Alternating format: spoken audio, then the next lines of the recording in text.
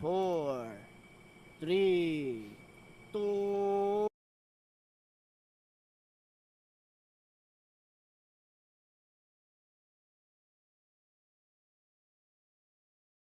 Really good this group stages and playoffs, hopefully. I mean, his Shadow Demon was good. His Phoenix has been really good. He's played a good Rubik. Just across the board, Zephyr has just been. I don't want to say carrying T1 because we've had really good performances, notably from Carl. I think Carl has shown the biggest improvement since even half a year ago on the entire team. And of course, Jackie has been, definitely justifying his position, the reason behind wanting to bring him over from Motivate Trust. Now, T1 going for a Spectre here in this 8th pick. I mean, Viper's already banned out, so one of the better ways to deal with the Spectre. How are you feeling about the Spectre getting picked up here? I think it's fine, right? Like you just mentioned, Viper's gone. Leshrac, like I was mentioning in the draft for the previous series when Lesh was picked up, if you go a Spectre, you're going to build Blade Mail and you're going to have it between the 8 to 10 minute mark anyway. So the timing when Lesh is going to try and get a little bit more aggressive onto you, it doesn't matter that much because you're just going to dish out so much more damage. Dispersion does more damage the closer you are to the target. So seems fine to me to pick a Spectre if your biggest counters are gone. I want to see them get rid of the Shadow Demon, though. I feel like, as a Spectre, Shadow Demon is one of the things that you don't like facing.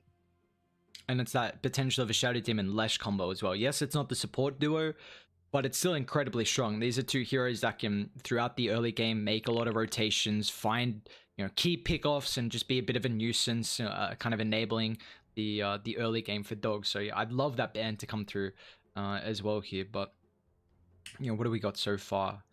The Tide taken care of, the Doom and Team Dog actually get rid of the Puck. Okay. Puck's been for a long time it was slept on, and now it's just sneakily made its way back in, just as this annoying hero that's able to disrupt so much. You're most of the times you're not going to win the laning stage, just because the enemy team is probably going to be able to out damage you purely for denies, let's say. But when it gets later on, if you go something that's a bit greedier, like the Spectre or the PA or the Sven or whatever else you might want, the Arc Warden, you don't really care all that much because you're always going to get a lot of space with a Puck on your team. I think one reason why the Puck's been heavily enabled as well is that we've seen a lot of drafts where teams are not picking any stuns or very minimal ones, and ones that have on instant, which I felt like has really enabled the Puck. We saw earlier in the day as well, just how strong of a performance you can have when it's a good Puck game. Team back. And yeah, I mean, a lot of captains over the years have just said, look, if you want to win, just pick more stuns than the enemy team. And it's easier to play Dota. Exactly. I feel like people are just trying to push the limits as far as possible on a lot of heroes, and sometimes there's never a perfect draft. There's always something that slips through. These teams are good enough that you're not going to have the optimal hero in every single position. TNC got close in that game 1, I would say, but it's still very challenging to have something that ticks every single box. Yeah, it'd be a dream if you're able to do that, but gets a little bit difficult against some of these, incredibly talented captains and drafts as well. And we've got 2 drafts that are actually in the offlane, Cuckoo and Ice Ice Ice. They've been drafting the entirety of the series of the BTS Pro series, but it's just interesting seeing there's a lot more emphasis on this position 5, the captain drafting, and being in a different role as a 3. Phoenix, huh?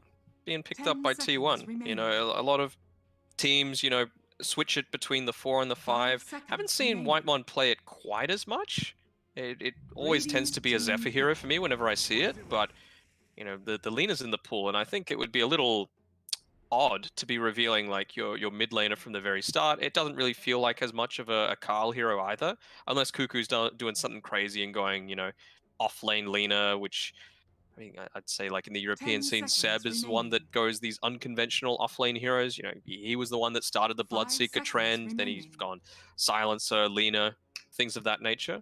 And Cuckoo, he's not shy about it at all. Like he went the offlane Venge the other day. He's gone Well, Night Stalker's not unconventional, but pairing it together with an IO, that sort of style. It wouldn't surprise me to see if they were wanting to do that, or at least leave their options open, because they haven't revealed who the carry is for In Your Dream just yet. Yeah, I mean, we've seen some flexibility of the Pango, so they can play that in multiple roles depending on how they want to. Lesh as well, depending. You know, more than likely, we'll see Arbet or even the position 4 Polo pick that up if he wants to. You know, the Ogre's kind of a nice setup for the Lesh, that point target stun. But we're going to see an Earth Spirit. So this is a hero that... 3 position 4 heroes, that's what we're seeing. Well, we have seen Neon. They're not in the tournament anymore, but they did pick up the Yopaj Earth Spirit a couple times. Who knows if they want to try and run that for Carl in the mid lane? I think I've seen him run it a couple of times, and he goes like, obviously the damage talent, but into like an Echo Saber, so you're actually able to just very quickly burst things down. Nothing major beyond that in terms of pure right click, but that Echo Saber just provides so much value. You know, good stats, a little bit of mana is always nice, so yeah, I think it'd be totally fine to run mid this game. Against a Lesh, you might have a little bit of difficulties in the laning stage, though. I mean, is it just Alina mid? Yeah, there's a good possibility. What do you do? Like, Lina mid, Phoenix can play 5, and you put the Earth Spirit as a 4. Phoenix can be flexed 3 if it's a very good Phoenix game, and they don't have a way to deal with it. Like, I wouldn't be surprised if Cuckoo wants to, well... Yeah, they didn't have a way to deal with it. They very much do now. And I'm a big fan of this lifesteal for Team Dog. It's such a good pick this game. Got good aggressive timings. It kind of takes, like you mentioned, Phoenix out of the equation. It means that late game Phoenix isn't exactly a factor. Of course, Phoenix Spectre, great combination if the game goes beyond 40 or so minutes. But yeah, good tower taking. You've got a vehicle for yourself in the Pangolier if you really want it. Or you could just use it to give your Leshrac a little bit of healing with the Infest. So yeah, I'm totally on board with the lifestealer here from Team Dot.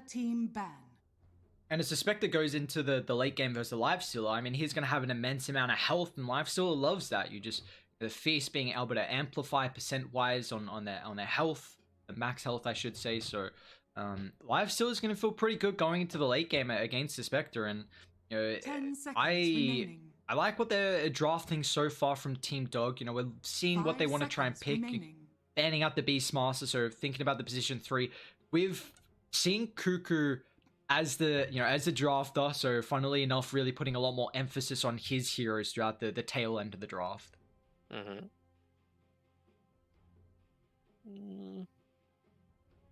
I feel like regardless of what happens with these offlane picks, we're going to see a lot more action than we've seen in the past week towards the mid lane, because I feel like this lane is going to be mid, no real escape mechanisms, but really good at laning. Same thing with Leshrac. And you've got Ogre, obviously, really good if you're able to roam away. Pango, if you go the Orb of Venom and you get a lucky shot proc, they're dead, basically.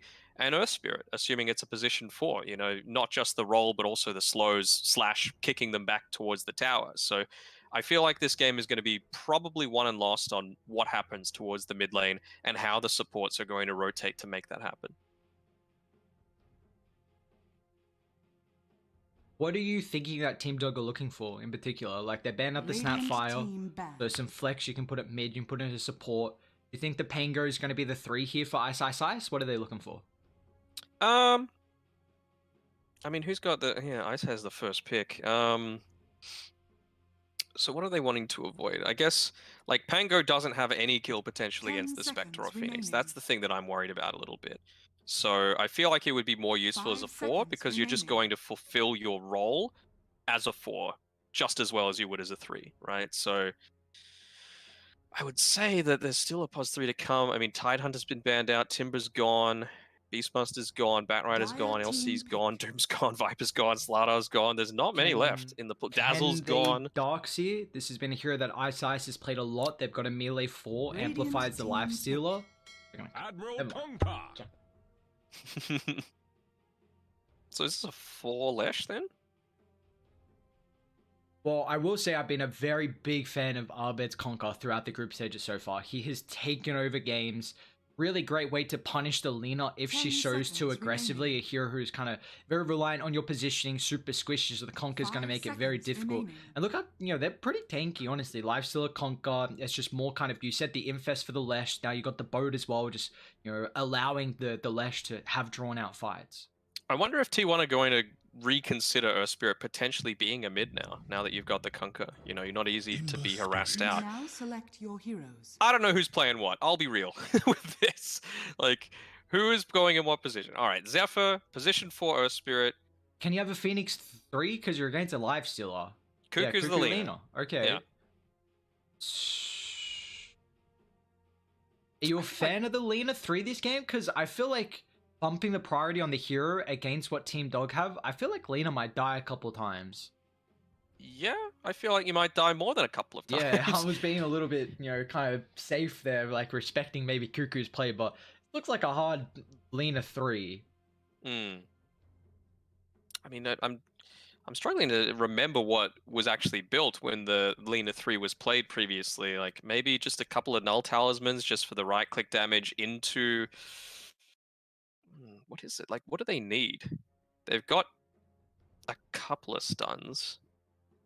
So Atos isn't, like, amazing. Yules is kind of useless, this game, in my opinion. Like, you're not going to win many fights from Burst right now on T1. It's all about the sustained damage. Through the Dispersion, through the Sunray, Supernova, I guess, Magnetized, Ember Spirit, you're able to get some pickoffs maybe with Cuckoo and Carl. But I don't know. Like, is it just a Greaves game, maybe? Gives you that little bit of extra survivability, I guess, but... Well, Cuckoo, he doesn't care. Playoffs, not playoffs. Let's just try something a little bit out of the ordinary. Yeah, I feel like he needs to be perfect with his positioning in lane, though, because depending on how on point Afu is with his little backstabs that he might be trying to do, if he gets that Orb of Venom hit onto her, if he goes the Ignite level 1, obviously Lifestealer able to catch up, you could just die, feed a lot of gold, put Lifestealer closer towards level 2. It's looking rough potentially for T1, but I don't know. It's doable. If it gets to the late game, they've got a lot of potential to be able to just crush Team Dog, honestly, with what I mentioned about the longer durations of these team fights. So you feel like this one late game T1 have the advantage? What about kind of the mid to early? This is where Team Dog kind of have to ramp up the pressure because the Lifestealer doesn't need as many items to come online, whereas the Spectre does. Is that where Team Dog really have the opportunity to be the strongest? Yeah, I guess so. And I wonder how much emphasis is being, or like, what's the word? I think ego's too mean to say it, but like Abed, like you said, has been playing insane on the Kunkka, and he was just like, "Look, just give me Kunkka. I'm going to dominate the laning stage, and then, we're just going to win in the mid game. Simple as that." Well, was the first time we saw Abed play the Conqueror in the groups? I feel like it was against the Ember, and he went like 4-0 in the lane. I'm not sure if it was the Ember. I'm trying to remember, but it absolutely dumps at that matchup. And usually, like, the Ember looks pretty good this game. There's not a lot of... If they get a Fire Blast stun, they need the chain lockdown. That's the thing. Like, the X is pretty difficult because the Slight, you go into the Aether, you've got this invulnerability, so we'll see how Carl is able to play. There is a lot more lockdown that he has to be worried about. So if they find that stun, they don't really have a defensive factor. Sunray, maybe some heals is enough, but, it's... We'll see how the Ember's going to be able to play. Again, a lot of these, we saw last, series, the emphasis on the mid lane. There's just so much priority on making space for your position 1, and feels like it's going to be the same this game. The Conqueror and the Ember are going to put a lot more emphasis on making rotations and finding these kills early. And just while we're waiting in this pause, we can see some cute little back and forth coming here from Cuckoo and In Your Dream. Cuckoo giving some props to some Storm gameplay on YouTube. So when you get a moment, do check that out in another tab, just to see the In Your Dream Storm. And he's like, "Well, thank you for the free promotion. What's your PayPal?" Just give me he saw the little bit of bartering back and forth last game as well at the start with that life that the The Arcanas. Yeah, when I think it was Shadow Demon, Tim's. yeah, Yeah. you're in a bit of trouble there, and they're trying to barter back and forth. This one's just a friendly little bit of banter, saying that his Storm's pretty good. Let's see if his life steal is going to be pretty good as well here in this series. Excited to see how In Your Dream is able to fare. Yeah, me too. And you mentioned before about needing to perfectly chain these stuns together if you're going to try and take down the Ember Spirit. We saw, granted it was less farmed Ember Spirit because wanting to funnel everything into the juicer, but we saw with the previous series what can happen. Like Ember Spirit, it has the potential to not be amazing towards the later stages of the game.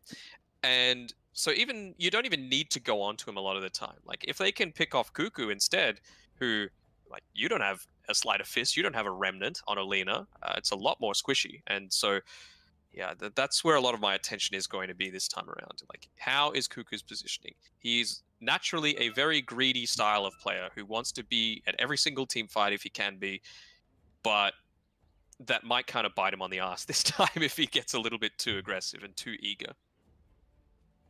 Yeah, I'm excited on the item build as well from Cuckoo. Like how he really wants to fare, because it feels like he needs some way to keep his life. You know, whether it's going to be something like a yours or not. You're highlighting like the Greaves potentially, and I'm just excited to see what he's able to pull out. You know, the upper bracket, they've got a little bit of a sleeper, maybe strat coming out, getting revealed here. You know, see if it's going to be the one to win this first game here for Cuckoo. I'm excited, at least, because we haven't really seen it much. You highlighted that, you know, Seb's played it a couple times. Europe, or some of their threes are a lot more what's I should say, not happy, but like they're open to some of these wonky threes. We see that in Southeast Asia as well, so I'm excited to see at least how it's able to fare, and hopefully we're all good with everyone back in the lobby.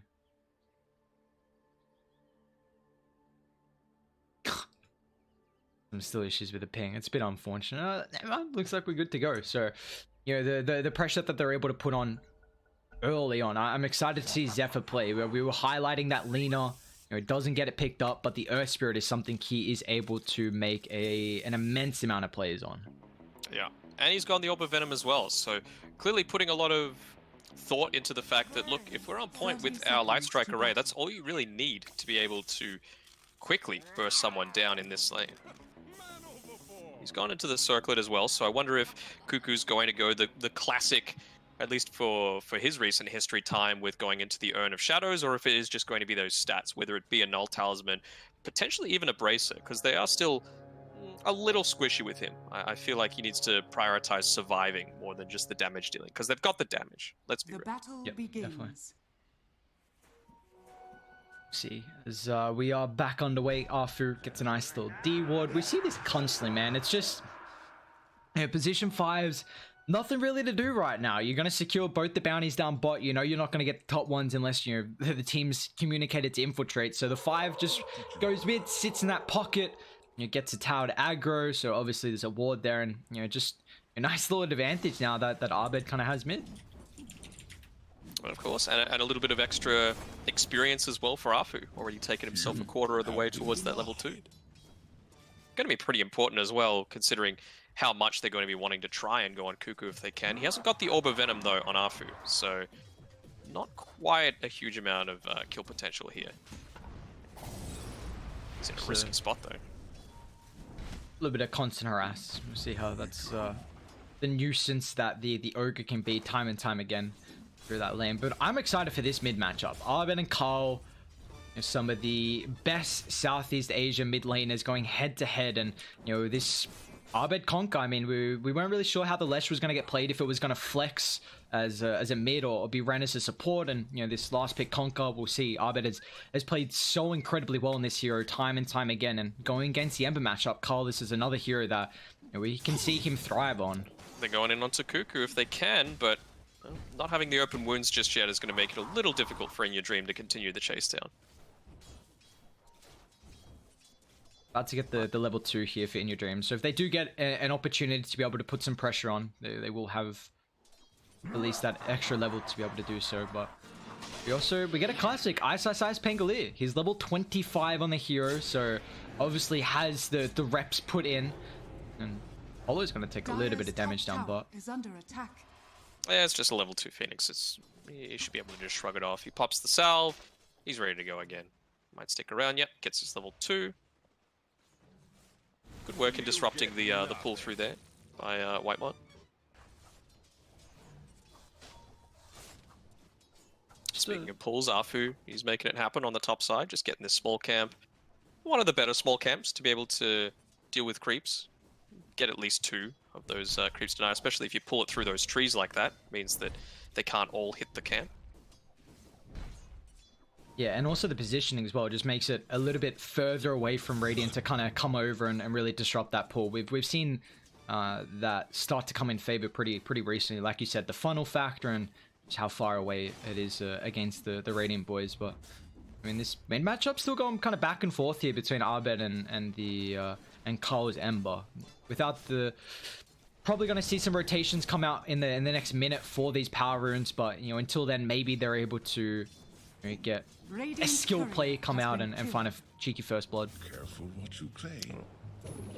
Carl's been gone on a little bit. Not able to dodge out completely with that. How long until the Tidebringer? Just up in 1 second. Oh, he was baiting it out a little bit there.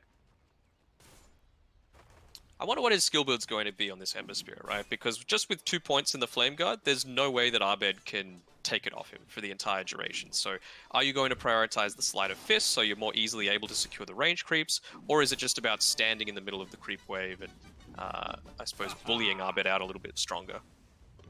You see Abed being a big nuisance, so just that easier way to be able to harass. And we're getting close to the 4 minutes though, so the rotations come through. Afu's just following the surfing Earth Spirit towards that top side, and I mean, both pumpkin heads, by the way. Yeah, that's true. So who's the scary one? We're gonna say bye to the pumpkins pretty soon as well with this new patch coming out. I've been a pretty big fan of them, the pumpkins and those little extra cosmetics. Nice. Torrent. I mean, it's gonna force Whitemon to pick it up now, but he's got to dive. Unfortunately, the X is gonna make it a little bit difficult now. They need to set up perfectly with a stun. But it looks like without the chain lockdown, Whitemon should be fine here without the torrent available for Abed. Even popping the Mango and the Salve, heading straight back to lane. Not wanting to leave Spectre alone even for a minute. Dire's structures are Where do you think this potential first blood might come out? Is it maybe mid lane once Abed hits 6 with a rotation, or is it just the 6s we're waiting for? I would say it's the 6s we're waiting for. Maybe Cuckoo could look to make that rotation with the Laguna Blade. Oh, they're trying to make a play onto Afu, but Zephyr misses. Very uncharacteristic from him. And 10 seconds until these bounties come up, he might be the one to drop. Radiant's middle tower Afu still has a skill point. He's going to now pick it up in the Fire Blast and in your dream. There we go. There's that first blood coming through 5 minutes into the game. As soon as they're able to get the bounties across the map as well, they might actually get all 4 here from Team Dog. So that's going to be nice for them. Yeah, for sure. Especially Carl. I think he just got his bottle refilled by someone TPing in, so he should be fine. Carl might be in trouble. They're rotating mid. Abed's about to hit 6, and now with the slide on cooldown, let's see if they go. He's got 6 now. Carl's got that extra survivability as well. He's going to have to juke and jive through a couple of abilities. Juke. There we go. Misses 1. Beautifully played from that Embus. You know, the 6s that they would try, both teams trying to play around with. As soon as Abed gets that ulti, very high kill threat opportunity. Kind of just needs one more hero to really offset the damage that you're lacking. And you see Carl, as soon as he gets his ulti as well, just going to make it even more difficult to be able to find that kill. But just the continued emphasis that we see for the power runes here. Yeah, might end up earning them a kill onto Afu. He's slowed up, he's stunned. Carl's Flame Guard ticking the entire time. He should be dead. He's going to try turning around and he make stunning it to him Roche, up. actually? He might be able to, and he does! The big old swipe from the bad boy Roshan stops Radiant from being able to find their first kill of the game. Unfortunate. Just that left, right, good night. That's all that he needs. So it's been a pretty passive game at the moment. I mean, we see almost all the cores. I mean, they're all over 30 last hits, so having very good lanes at the moment. Jackie, going for this Blade Mail is to be expected on the Spectre. you highlighted the natural build of the Spectre and your Blade Mail maxed out dispersion is going to feel so nice against this Lesh. I guess, being in that position 4, we'll see how much damage Lesh is really going to be dipping up. But I'm actually trying to keep eyes on T1 if they're making some stacks for the Spectre in the jungle. That's the thing. They just made their first one now at the 7-minute mark, which Cuckoo oh. in trouble up top here. They dodge out that LSA with the rage from In Your Dream, and they just slowly chase him down. This positioning from the Lina has to be so on point, and we see just a bit too far pushed up without the help of Zephyr there, and now down bot as well. Whitemon has to dive away. Ice. Not going to try and commit the ultimate to dive underneath the tower. Don't be angry. Yeah, it just feels a little odd that they haven't been putting a bit more emphasis into the stacking, especially with this Spectre. Just keeping him in lane, I feel like he's going to be falling a fair way behind this Lifestealer, who's essentially had a free lane. And same sort of thing with the Lina against In Your Dream, right? They have had the Ogre Magi away from the lane for quite a while, but despite having the range and even just some boots, so you're not going to get Mid caught lane, up to. roll in. Arbed could be in trouble. They're going to try and kick him back onto the tower. He gets the boat. Nice dodge from Carl, and now they're going to try and turn this Dire. They got Nice some stun. rotations. Arbed's still got this run buff to be able to utilize. Now Ice inside the river. A perfect choke point for the Rolling Thunder, just bouncing back and forth. Now with the Haunt, however, they get the vision on top of Arbed. Cuckoo's going to be able to claim from downtown with the Dragon Slave, but they commit the Haunt for that. Let's see what else they can get. Everyone's kind of dealt the split away, but yeah, they found Arthur. Cuckoo doesn't even need the ultimate, it looks like, with the last right click brings him down, but Dire, They're running from they want some Lifestealer. revenge though. They're going to be He's careful dead. because In Your Dream's Ooh. showing up. I don't know Unlucky about that one. claws. Cuckoo's so laggy, he says, but you are dead regardless, my man. And what do we...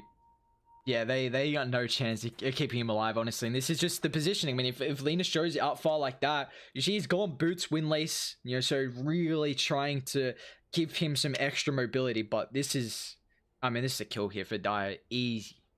Yeah.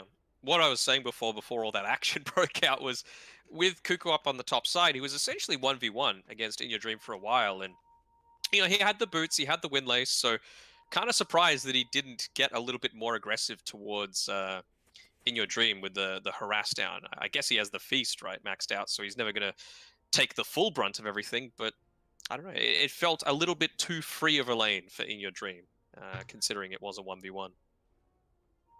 And is this how we're going to feel like the mid game's going to go, where Dire are just able to get super active? I mean, Spectre showed up, but now Haunt's on cooldown, and you're not really going to have Jackie showing up to these fights. So is it just that Team Dog are really going to start, ramping up the pressure with these early items and really kind of limiting the map that T1 can have?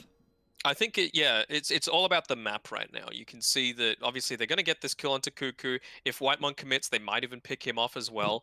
Polison, he's 1 second until that Diabolic Edict is available, and you've got creeps pushed into the tower. So they could very easily just back this one up with a tower push. Like, Jackie doesn't really want to be here all that much. He's got the dispersion, but no points in the Desolate, so you're not going to be doing all that damage if Team Dog just ignore you.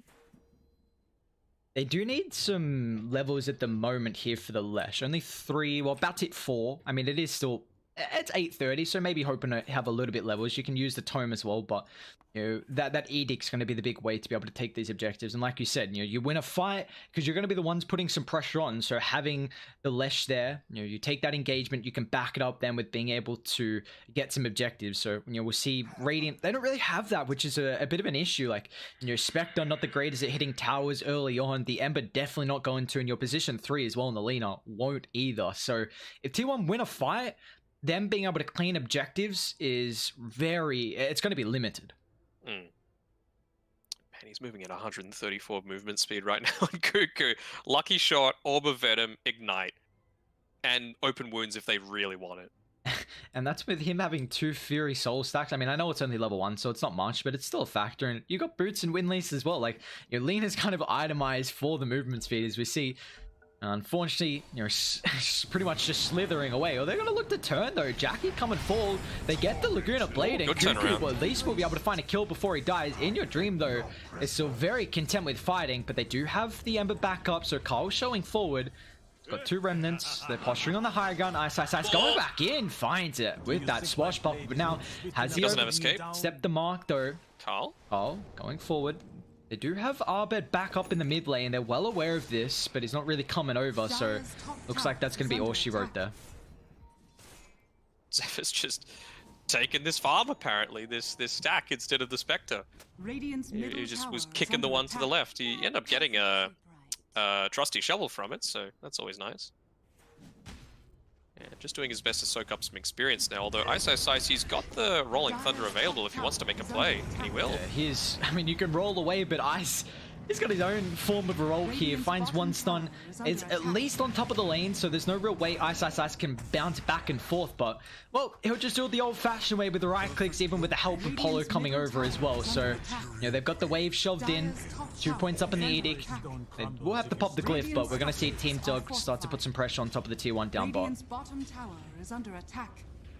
Should melt relatively easily. I wonder if he's going to... Cuckoo is in trouble as well. Arbed's going to be able to catch him out with the boat combination. Runs into the torrent. Even the Lifestealer showing up there. So that's 4 kills for the Lifestealer, even though Arbed's claiming that one. He's 1-1-1 at the moment. But that's just... I mean, that's your position 3 there. It's going to be so rough as this game continues. He's going for a mechanism, so it's going to give... You highlighted the potential mech in into Greaves, potentially, but... Bot actually might not have an opportunity here as they're going to try and roll forward. Silence up the top of 2. Leshrac ultra dead looks like just a sacrificial lamb, hoping that Ice can run away, but he's still holding his ground. Without the rotations, Ice will have the Rolling Thunder, but he's going to be careful because the chains is so incredibly strong against the Pango, and yet he's going to fall. Actually not disengaging, and he's going to cost him his life as well there, down bot. They're even going to get all these bounty runes with the use of that haste. Will they chase in onto Afu? They're kind of considering it, but just backing off a little bit. I mean, having to be careful. Yeah, I just feel like if you're going this Spectre, you have to go the Ancient stacking. Like that's kind of half of the reason why you do it. Yep. Like, sure, it's a counter to the Lesh, but then Team Dog just responded and said, "Oh, okay, well Lesh is the position 4 now, so we don't really care if you kill it." Yeah, this is the Blade Mail literally turns Spectre into an Ancient farming hero. And if you're not making stacks for him, like... Oh, in your dream, he's walking up into the Ancient area. He's silenced. LSA, Laguna Blade, they're dumping everything on him. Can they get the Infest up? No, Afu! He ran back in just a little bit too late. And now Afu's in trouble though, Dire. They're coming over Ice. In this choke point, the Rolling Thunder. Gonna try and put his attention on top of the Earth Spirit. He might need some extra help here because he's completely utilizing all that ultimate. But meanwhile, Carl on top of the eastern side deals with that Ogre. So both supports dropping. Ice does get the kill and make it away though. But the big one is the Lifestealer. He just picked up that Midas. That's a first death of the game here for In Your Dream. And who ended up getting it as well? So it was Cuckoo that ended up getting 400 gold. So nice little way for him to recover. He gets closer and closer towards that mechanism into the Greaves, and the stacks are finally starting to happen for the Spectre. Here we go. Jackie's got 3, Blade Mail used, and he's going to start rocketing up. And he's also got Haunt as well, so this might be an opportunity where Radiant thinking about trying to fight with Haunt, but his... Yeah, this is really nice for Ice. I mean, coming over. He's a bit away from the team, though, so posturing once again too aggressively. Ice is going to get punished, although he's got the Swashbuckle. Let's see if it's enough distance. This nuisance Lucky Shot procs making it so annoying, but at least Jack is able to fall back and farm up that Ancient. He's even got an Iron Talon as well, which is so nice for the Spectre. Again, like you said, though, it's a lot of attention being taken away. All 4 heroes, it means that In Your Dream was happy to just sit down there and farm. He's got that Midas going into the Armlet, so looking to just get a lot more aggressive with their timings compared to T1, who they're going into a Yasha, pretty standard, into the Manta style, wanting to avoid as many of those silences and slows as possible. Now, what is the Conquer going for? He has committed for the Orchid. He had it queued up. I wasn't sure if he was actually going to commit for it or not. And it looks like it's going to be the case. I mean, Carl is going so deep here. They're going to be careful if they get the Fire Blast, but be able to. So, yeah, I mean, this Orchid's going to give you a really nice way to be able to control the Ember, considering he's going his Spirit Vessel first, so very nice against the tanky heroes that Dire have. But it doesn't have a defensive factor, though. I mean, maybe it's the sort of thing that he wants to do to force Carl into going something a little bit more defensive, like the Yule Scepter or an earlier BKB than he might like. Yeah, Zephyr goes down, Edict is maxed out, they're going to take out this tier 1 tower.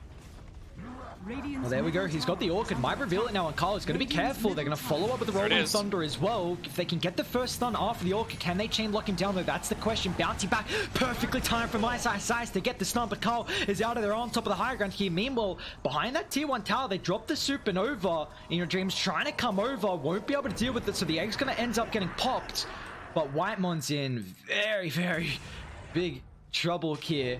He gets the dive. No stuns at the moment here for Team Dog, but that's a No one Supernova dies. use. Yeah, well, a lot forced. That's the Orchid reveal, and Jackie holding onto that Haunt as well. Didn't feel like it was a fight where he felt comfortable showing up.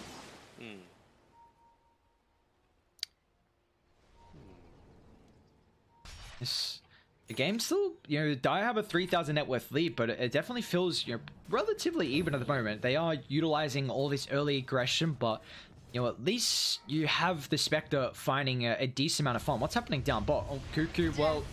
Dead again. Yeah, that's just Ice, and Polo doing difficult things for the leaner there. I think he's got his mech finished though, which is nice. For the River, Arfu. Oh, just a roll. Still that Sunray just gonna shred him down. 3 points up in at the Spirit Vessel as well, but Ice is gonna disrupt the fight. Now you're gonna be careful because the Earth Spirit controlled will pay the price here, so it's a 1-for-1. And Ice is just...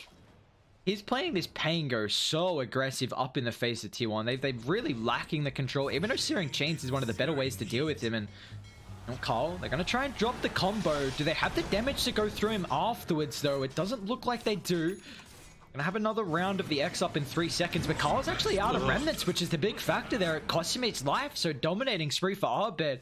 Very nicely done there. Yeah, just playing that a little bit too aggressively. I wonder, with T1 side as well, I feel like they're going to want to up the tempo soon. I mean, Jackie, he's got the recipe. All he needs is the ultimate orb. We've yet to see a Haunt as well come out from this Spectre. What are the big items that we're wanting to see on the Phoenix and the Earth Spirit? I mean, it seems like all about defensive right now on Zephyr. He's got the cloak, he's got the raindrops. I guess he's looking to build into a Glimmer, I suppose. I think a Veil is pretty damn good value, though. Yeah, it's really, really good. It's more... Here come Dire. They want to give them no opportunity to be able to find any farm. The quick silence prevents the Supernova for the Phoenix. Now Ice going to try and roll in forward. Carl on top of the back line. They drop Nice the egg, Supernova. but can they deal with it? In Your Dream instantly pops the rage, going to run it down, and they're able to do so successfully now with the Magnetize, burning them slowly. They get the bonus help from the Infest, but now with this run buff as well, they're just not going through the Dire Heroes. They'll force a buyback. Carl's still going to work as well. Finally, actually, that run buff comes through. It wasn't yet at the start of the fight, but they're going to be careful because Arbed, that Sunray, just burning him through, is trying to disengage here, but Jackie, hot pursuit, they get the chains. Now Conker's going to end up falling, and Ice. He's going to have the swashbuckle up in a couple of seconds, but can they continue chasing though? Remnant available, Carl. Does he have the chains? He does. Cancels the TP, the tip as well. An incredible fight for Team 1. They do have to force a couple of buybacks there though, but they do come out ahead in the net worth. It was actually on the Phoenix to buy back. Speaking of the Phoenix, a lot of damage being able to be dished out there by Whitemon. 1,600 just from that Sunray. It's going to have huge impact against the way that Arbed's been building this. He's obviously gone into the braces. You've got some good strength gain. And going into the BKB next. So that'll be where you start to drop off a little bit. But who's getting caught out again? Whitemon. So he's just trying to get a ward. Polo lands a stun. They got Arfu running over too. And man, this Veil that we've been seeing on Ogre, it does a stupid amount of damage with Ignite. And like the team that they have can really utilize the Veil as well. The Lesh, the Conker's pretty decent too. Pango's even not the worst, but just the Ogre Lesh, these two supports, they're going to be dishing out some deeps. It's not even just the Ignite, right? Like, it's... A lot of people get confused, but Dota is very specific about what it means when it says something. If it says increased damage taken from spells, that does not mean magic damage. That just means anything that you cast or can use. So, physical stuff, like the Diabolic Edict, that counts. That gets increased damage. Tidebringer, increased damage. Radiant. Trying to get aggressive like they are against a Spectre Phoenix lineup. Aggression is exactly what you need. Arfu might be dropping down though, gets the Veil off. Silenced up though with a rolling thunder. They're kiting the fight on top of the back line. No one's died just yet, but Arfu and Zephyr's gonna pay the price, but now they want more. Orchid out, Ember. He's got the Sunray to be able to protect him. Can they chain lock him down with the boat flying through? Nice slide! Just in the nick of time. Supernova. A perfect supernova as well. Jackie's in the middle, straight on top of Polo. The LSA doesn't land. They're trying to kite this Arbed infested up. He's got the bonus help, but Cole, he's gonna commit forward. He's gonna be careful here. Have you gone too far? Pop back out once again in your dream. He's not Sunray is so down. good. No, the Sunray just melting through Arbed, and our eyesight Rage just in the nick of time is going to attempt the TP. I don't think they got the damage to go through, but it looks like Eyesight is going to be the next objective. They'll chase him down. Swashbuckle on the higher ground. They got that vision. Haun's even flying at the later stage in the fight here. Jackie, he wants Polo flying to target. Now Eyesight will pay the price as well. It's a double for your Spectre. And another fight where T1 come out on head. Ooh. Yeah, this is what I was expecting coming into the night. You know, 19 minutes, 33 kills. It's what we love to see with Dota. I mean, I just have to highlight Whitemon again. I feel like he's just been playing fantastically for this team, getting some really nice supernova placements. Even if, you know, I think he's died a couple of times within a supernova, but it just takes so much attention away from the middle of the fight. Means that the rest of his cores can get away. That time around, it forces the retreat to the right. It means that you've got the high ground to play with. I think they had a ward that just expired at that time, so they had complete vision of what was happening towards that retreating area that Team Dog was trying to make. See, Dire's starting to get aggressive though. They know the Haunt and also the Supernovas on cooldown. Jackie, that Manta. Nice dodge there. He's going to be able to get the TP out. They got the outpost as well, Team Dog, so that means big, no experience for T1.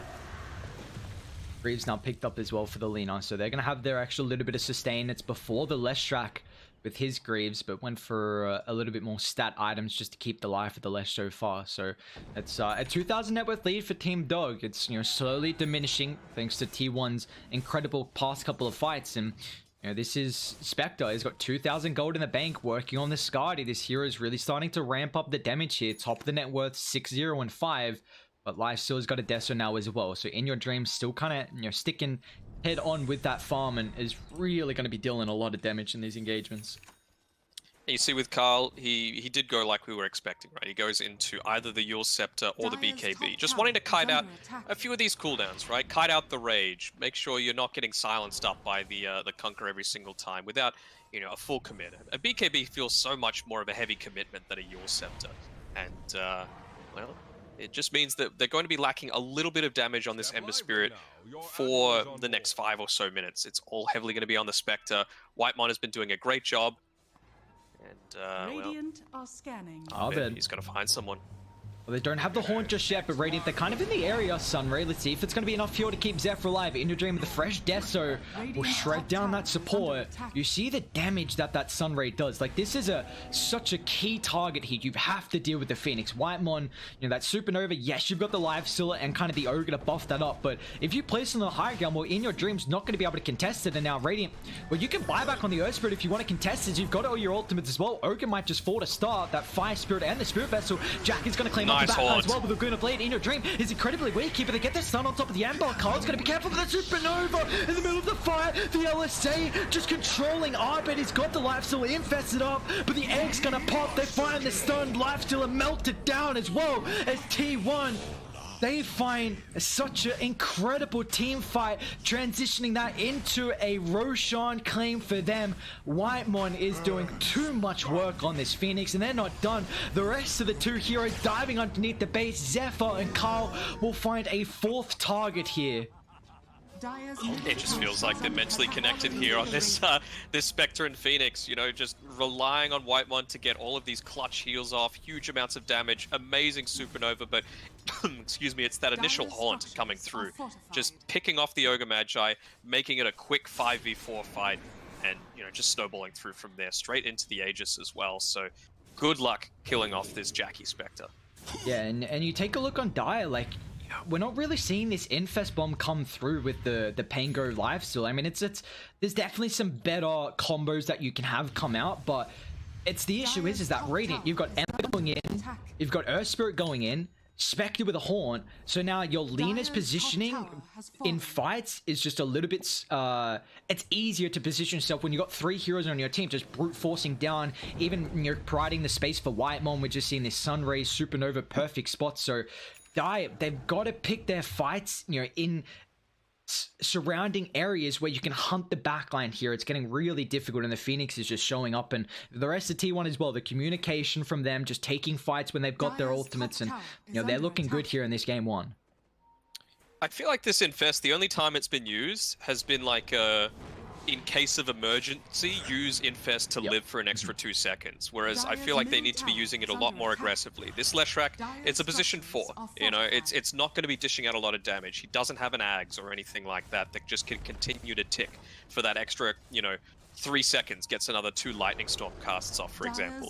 So, I don't know. I feel like they do need to be playing a little bit more proactively, making sure they can get onto this Phoenix, some more smokes, some more wraparounds. And they could very easily come back into this game, but it just seems like the way that they've been taking team fights has been a little bit awkward. What have we here? T1 just able to deal with the lanes at the moment in your team. At least the nice thing about the live steal at the moment is that they don't really have the greatest way to be able to go through the rage unless that Supernova pops, until Spectre gets something like an Abyssal Blade as well. So in your dreams, just at least he has that full protection of the rage, although Polo is very far pushed out. T1's just going to be able to get a nice little quick pick off in the river, and maybe find more as well. Zephyr straight on top. Ice, he just gets the roll on the edge. Silence still on cooldown though, but it looks like with the chain locked down, Cuckoo's going to be able to get in range, and now Ice is the secondary hero to get picked off. Cuckoo double for him. Really nice team play coming through there from T1. Taking advantage of the fact that Eodream TP'd all the way back to base, so there was no way that he was rejoining that team fight. They felt confident in making that full aggression, and didn't even have to use the Haunt. So that's how strong of a position T1 are in right now. Oh, well, you talk about those rage-piercing effects. Basher is the next item up here for Jackie, so wanting to even take that away from Team Dog. Yeah, such an important factor here. Now it's even a slight way to protect that egg as well. You get one lucky bash, then you're always popping the rage to try and deal with the Supernova, which is, you've got to be careful, because if you bring it down, or if you bring it down pretty slow and that rage expires and you haven't disengaged with the remaining duration, then T1 might just fully collapse on top of the lifesteal, and they don't have as much of a defensive factor. I guess the pipe is okay, you got the run buff as well, the glimmer, the mech, but it's none of these defensive supports that are really going to help with the positioning. So now that bash is really going to make it difficult here for Indoor Dream's positioning. He's still going to be up in their face, but he might get caught out. So much faith, again, being given by Jackie towards people like Whitemon, for example. He went into the Spectral Dagger slow slash bonus talent instead of the 400 health. So just realizing that, look, my role is to be on the front lines, to be constantly chasing down these squishier supports, and have trust that my team is actually going to be able to back me up. Because, I mean, to be fair, they've been on point up until this stage, right? If they're focusing onto him, it means that Cuckoo is going to be able to have a much easier time as well. He's going to be able to get off that Greaves, that Medallion of Courage. They just need to stack everything onto this Spectre, and that also leads into the other heroes having an easier time as well. As you see, now Cuckoo's going to have at least some way to increase his positioning with the 4-star picked up, although Whitemon running a bit far away from the team, although without having Polo in range, they won't be able to chain lock him down, although they do see a couple heroes top. Carl's going to show, and with that global potential of the Haunt as well, Jackie straight on top of Polo's son. There's nothing they can do to stop the Spectre as he's hunting the backline, and now wants Arbit as well. There's The the bash bash. is showing up massive there as he finds a hit, a second as well. And now Carl's not done, because the Aghanim's looking to go aggressively. He doesn't give a damn. They won't have the damage to go through the Fire Blast shields, just in case. That Rolling Thunder potential. They didn't have vision of Ice, but the Aegis did just tick out. So T1 utilizing that remaining duration to get a couple of pickoffs and maybe an objective as well if they stick around. They're even trying to take away their ancients. You know, Cuckoo stacking up the ancients here on the dire side of the map, making sure that Spectre's immediately going to beeline for it after, Dire's middle well, tower is under probably attack. still hit onto this tier 2 tower, but then as soon as any sort of aggressive movement starts to come out from Team Dog, it's just rotate back, take away what's theirs, and it just slows down what Team Dog have for comeback potential. Unless Dire's it's middle respawn, tower but no, is under Abed, you're not attack. really concerned. Like, who else do you have that can frontline? It's such an awkward Dire's position to middle be in tower here as has in your fallen. dream, right? He's getting closer towards that that AC, which is going to be really effective for the rest of your team, but it's just a little lacking in damage. As soon as that rage wears out, you are incredibly vulnerable. I mean, he's super squishy.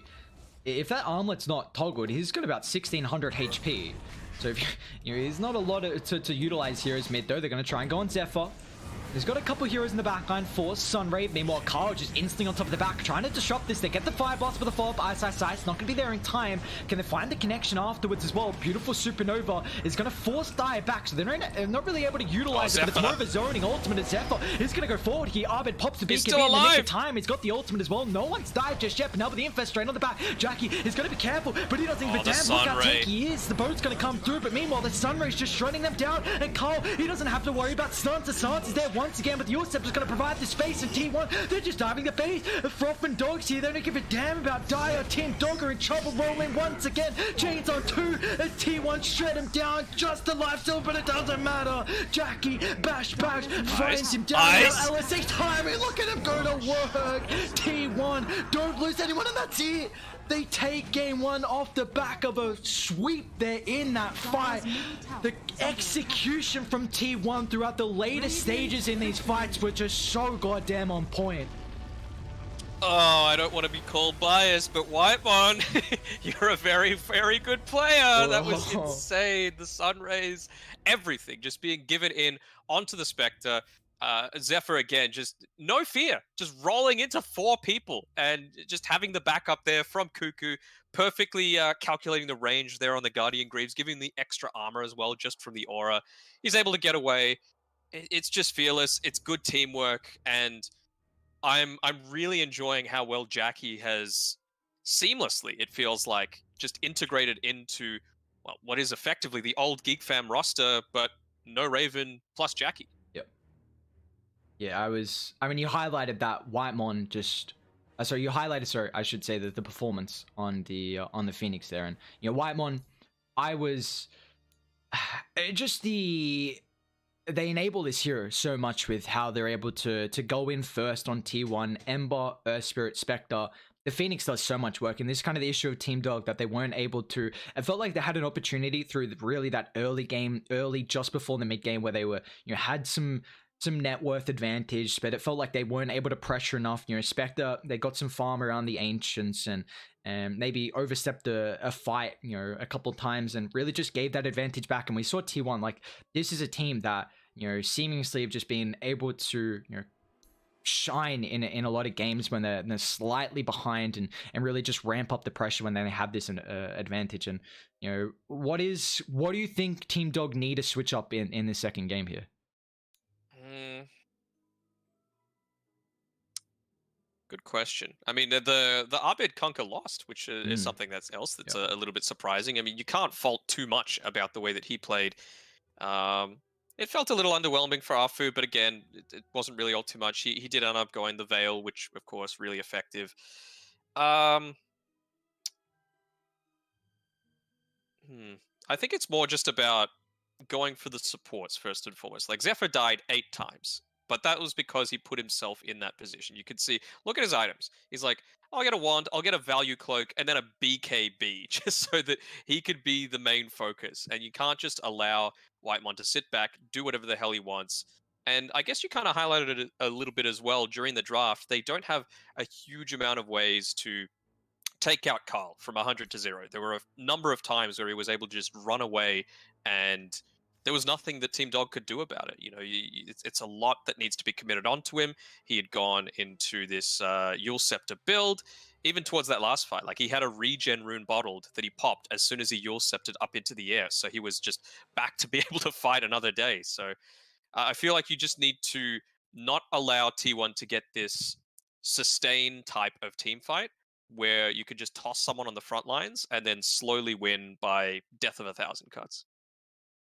Yeah, well, I mean, they bled to death what felt like here from Team Dog in this game one, and I'm gonna just say ban out the Phoenix and let's see how they're able to fare in that next game, because I think Whitemon popped off, and I want to see some emphasis on the Phoenix in this next game with how well he was able to perform. So we're gonna take a short break here. Game 2 right around the corner. We'll see if Team 1 are gonna be able to knock Team Dog down to the lower bracket, or if we'll go to another Game 3. See our questions answered very shortly.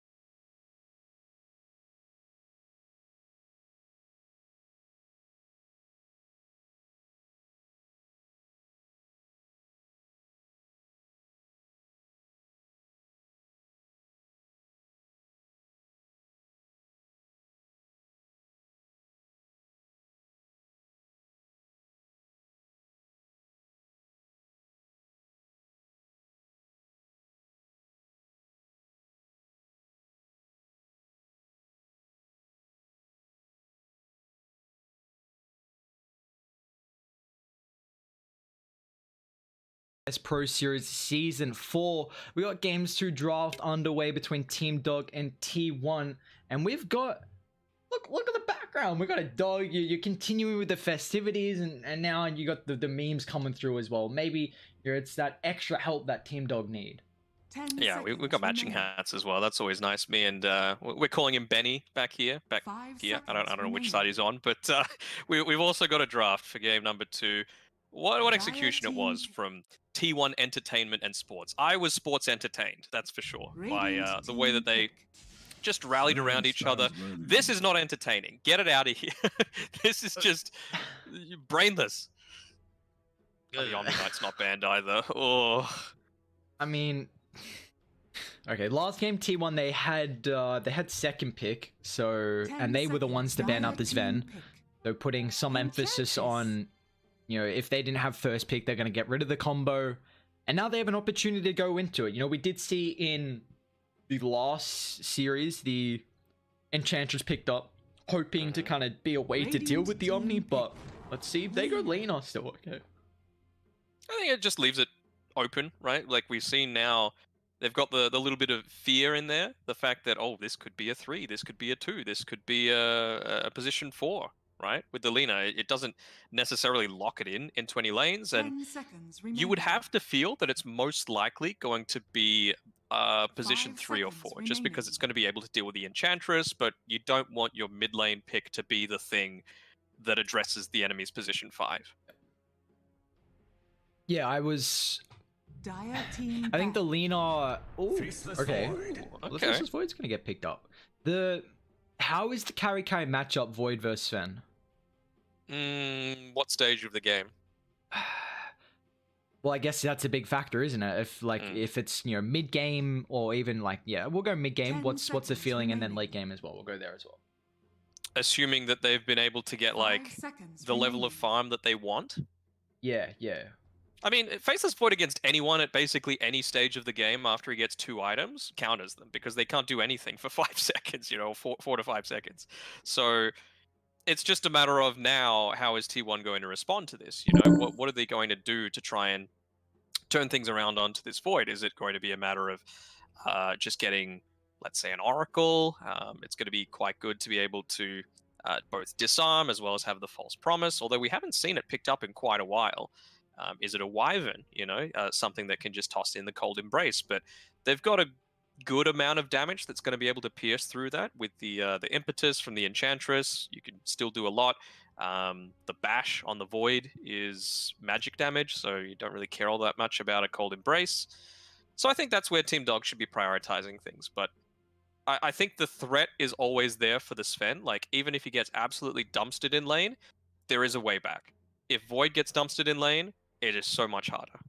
Yeah, the Sven is going to have a way. You've got a built-in farming mechanic. This is the thing about the Sven. It's never going to, you know, and well, who knows, maybe net packs it goes away, but it's been a big factor on why Sven has been such a, you know, hot commodity for a lot of these teams. You just, you know, you've got such an incredible way to be able to come online early, and the Void is someone who is very reliant on your cooldown in the chrono. You're a lot slower paced. You know, you need a couple more items to really show up, and they're a lot more expensive as well. With, you know, as with the Sven, Mask of Madness, you know, the Echo Saber, we can see the BKB, the Aghanims. You know, he can go into a lot of variety there, as we see. So he doesn't need as, you know, too much gold to be able to build those big items, and this is really the thing about that matchup where, yes, the Void later on, I think Void would be top 3 best carries in the late game because of that big chrono and the Bash, just a magic community control, but the Sven is a hero that might be able to prevent that from going late. So, you know, depending on the farm, we'll see how the matchup's going to fare. They do have to keep in mind about the damage that they're going to try and dish out in chrono. You already see the Skyreth Mage has been banned out. We haven't seen too much, you know, popularity in that hero throughout Southeast Asia, but it's a good combo with the Void. Yeah, I think they're just trying to take away, like, they want to avoid going these save picks as much as possible, right? Like, if they can just get rid of things like the Skyreth, the Zeus, for example, would be another one that's potentially really effective. Invoker, you know, can still have a high level of impact. Phoenix still in the pool, I think are all really good. It's just a matter of what one does T1 not want to face super early on, and it's going to be the Invoker, just the pop, right? Everything else you can maybe deal with, right? Like, let's say it's only the Sven that gets Radiant caught in the team chronosphere, pick. and you've got a Dire Sunray going team at you, pick. Light Strike Array all yours, and then, you know, that's a lot less damage coming through. And the Invoker Chrono is one of the easiest combos to hit in the game. It's very, very strong threat as the game goes on, just the wombo combo that you got. But I do like this Earth Spirit getting picked up from Team Dog. You know, we saw last game 10 seconds the way that remaining. Zephyr was able to play it. Now we'll hopefully see Polo pop off on the Earth Spirit as well. It's a 5 hero who, seconds remaining. you know, doesn't have as many cooldowns reliant, and you can fight pretty early, which I think is something that the Faceless Void needs, just because if you've got a lineup that's fully cooldown reliant, then you can really, you chuck out your ultants, maybe you win a fight, maybe you get a couple kills, but then what do you do afterwards? And the Earth Spirit's someone who can really ramp up and put a lot of Dire pressure on team early. pick. Ooh! Whoa, alright. Alright, we like it, we like it. Love it. Enigma, let's see it. One team fight ultimate wasn't enough. I was during the stage of like what Team Dog might pick in second phase, I was considering Magnus, right? Because even if you 10 get seconds remaining. stunned up by the Sven, you're a strength hero, so you're going to have a decent amount of farm. 5 seconds And you can also remaining. empower the Faceless Void to allow him, even if you have a trash laning matchup, to potentially catch up. And of course, burst down these targets like the Lina and the Undying, and even the Sven into the super late game. But Enigma, it's a, I would say, higher risk, high reward, and that seems exactly the style that Ice loves to play, so I can see why. They don't have a way to be able to pierce that BKB, and I think that is the one of the most important things when you're going versus Enigma. Another factor is they got Undying and Lina already showing, so more than likely this is going to be your double support combo, so they might not feel as worried about the Rubik. You can flex the Lina, of course, we've seen that time and time again, so I'm keen to see what they want to do. I think you have to get a BKB piercing Sun, because that Black Hole late Dire game team back. is just a guaranteed way to find a kill. Okay. Puck's alright. I was thinking, like, if they go a Rubik, that is... You have basically no presence in lane, and you have no one to... Not no presence, you have no ability to stand and fight, basically. Like, if they just 10 run at you, seconds you're going to remaining. have a very hard time, especially with an Enchantress to slow you down and just have 5 really good seconds movement speed. remaining. With a Puck, you know, once it gets Radiant into the middle team game, ban. you... Again, a lot of attention is going to be taken away from the rest of the team. So we could just very well see a Lina position 3 again.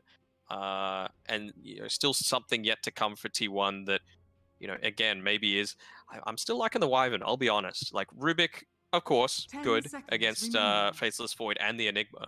But Wyvern is just as good as well. Like, it 5 pierces, seconds remaining. you've got saves. You can even just, if you didn't want to Cold Embrace the Faceless Void, you can just curse him, right? And then suddenly that's a good way to get rid of a BKB charge, or at least half of it.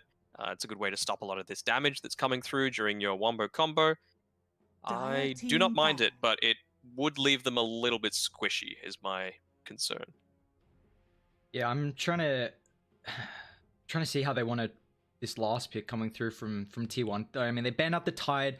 I was thinking a Beastmaster, but you're going to the Radiant Enchantress, so that team kind of ban. takes it out of a potential. And I like that pick. Enchantress, Void, you know, one of the big counters to the Void is the Beastmaster, so the Enchantress, you know, getting rid of that lane factor. It is still a BKB piercing stun for the Enigma and a nice lane with the Lina. I don't think they'll go for it though, just because of that Enchantress factor. So I'm trying to think of 10 what other heroes seconds Cuckoo might remaining. play. I mean, you've got the flex of the Puck. They've already tried to flex the Lina. 5 But seconds there's the mag remaining. ban that you brought up, so I like that from T1. We've seen a lot of time the mag has been a nice answer to the Sven, because he has his own built-in farm, and not only himself, but he can also amplify another hero. Mhm.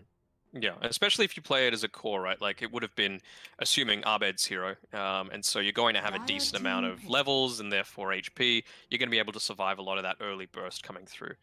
Sanking, I don't mind. You know, you never want to be going a super early BKB on the Enigma, but yeah, it'd be good to try and harass out the Faceless Void a little bit, I suppose. I was just trying to 10 think of things seconds like that remaining. are a stun. If you can pierce BKB, it's great, but it also 5 makes Void's seconds life remaining. hard. Like, Venomancer does one of those things. Sand King Radiant does team two. pick. And it's a Spectre. What? What? Alright. Let's delve into the mind of Cuckoo right now. What's going on here? Is this a position 10 For seconds Sven? remaining. What Are they just the trying to bait them out with this? Hang on. So 5 seconds remaining. what's going on? I mean, is I'm it predicting the is it for Sven. Sven 3? I don't think you Or- can play. I feel like the Lena 3 did nothing last game, if I'm going to be honest. The Sven Lena lane, at least you've got set up, it will be. Okay. Alright, it's 3, okay. So, now, what do we got? They last picked the Void Spirit going against the Puck matchup. This hero, this can go kind of back and forth. I mean, Puck control versus the Void Spirit is very, very strong. You got the silence, you got the coil as well, high mobility, but you got to keep in mind that your Scepter is still very nice against this slippery hero. You chuck the Yules, you got the Remnants, able to find that connection, and it's kind of a nice combo with that Earth Spirit rolling forward, but One of the few things that can actually catch the puck, Yep. right? And actually lock him down. So, I mean, I'm just trying to think of what sort of skill build he's going to go. If he is going to max into that and just try and go for the early kills, make it so that Carl isn't going to have an early game impact, or if it's just about, getting a lot more farm for yourself, keeping the lanes shoved away from you. I'm just keen to see where Cuckoo's going to be farming, right? Because both of these heroes want to take ancient stacks if you're playing as a 1. Yeah. And what he builds as well. Like, is it just an early like Echo Saber BKB that he's going to be building? well, And something else, we've got Afu Earth Spirit. Oh, It's like his hero. yeah, they're swapping it up. Interesting. Usually, well, it has been Afu playing the 5 and Polo on the 4, so it is his hero. It's one of his best, to say the least. We'll see how he's going to end up playing. One thing I do want to say is that at least as Sven Lena, like, this is it's a point target stun, sets up for that LSA. It is going to be a lot of damage for the Enchantress in the lane and also the Faceless Void as well. The double stun really might be enough to pressure them out and maybe find a couple kills here. I'm a bit intrigued on where Cuckoo's going to farm though, because you got the Spectre who buys Blade Mail, farms the Ancients. Usually Sven is a hero who wants to be playing around the Ancients. And how's he going to itemize as well? They don't have any... Well, you've got Undying and Alina as your support. Maybe Whitemon can go into the mech. We're not really... I don't even think a position 3 Sven would even think about it. But, is this a game where Cuckoo goes utility? Is he going to go Blink? Like, I'm intrigued here. I think utility is the way to go for him. It's weird, right? Because the style that he tends to go isn't super greedy unless he's playing a hero that specifically like is surrounded around it. So, like, for example, you have the IO Night Stalker that T1 like to go. That's fine. He goes this high damage build, this tanky build, because you've got someone directly buffing him up that you've drafted to do this. Sven Lena isn't that. Like, Lena, sure, helps him get kills, but it doesn't necessarily mean that it enables him to do damage, if that makes sense. So I still feel like they're going to be putting perhaps some of the more damage-oriented things into Zephyr, and then having a bit more of the utility onto the Sven, just because, it's going to be effective at most times. But you can get a couple of things that are going to assist your farm. Like I mentioned, the Echo Saber, I think, is going to be fine. But maybe going something even like I know it sounds weird considering the state that we're in with Ag Scepter being so super strong, but maybe even a Blink Dagger, to be honest, just so that you're able to get in onto those backlines. Yeah, I'm intrigued to see, and this is a series where Cuckoo, Lena 3, Sven 3 as well. As soon as that hero got picked up, we're both like, this is just another goddamn Sven we're seeing. But at least it's in a 3. Like, it's we're gonna get a little bit extra spice to it this game from Cuckoo, and showing the maybe some of the pocket strats they have. Although, what better time to bring them out as soon as the patch is about to drop pretty soon as well. So maybe if they can take a clean 2-0, head into the new patch with some good momentum in that upper bracket, it'll give them, it's pretty important as well, because now it's going to give them a bit of a buffer as well from, both these teams if they're in that upper bracket, just because, when the new patch drops, it's going to take a while to be able to, find what works and what doesn't. So more games you can play. Or maybe it's a next level play by Cuckoo saying, hey guys, Sven actually isn't OP, see, we lost with it. It's, you don't have to nerf it. We'll see what happens though. They could just dumpster them as well. It's true. Ian. I'm intrigued to see how Arthur wants to play the lane as well. The Enigma is a hero who's able to play relatively well solo. You just drag the wave back because of the deny factor with the Eidolons, and Ice playing this solo, he loves to get that experience, and then Earth Spirit's someone who can really make the rotation. So I wouldn't be surprised if Arthur maybe wants to drag the wave, get that level 2, and then maybe put some impact somewhere else. Yeah, very possible. Constantly seeing the stack block battle going on. Zephyr should be able to just block it with his body this time around. They, well, you would hope so. Cuckoo went down and placed a sentry ward. Will he make it in time? Yes, he will. Very nicely done.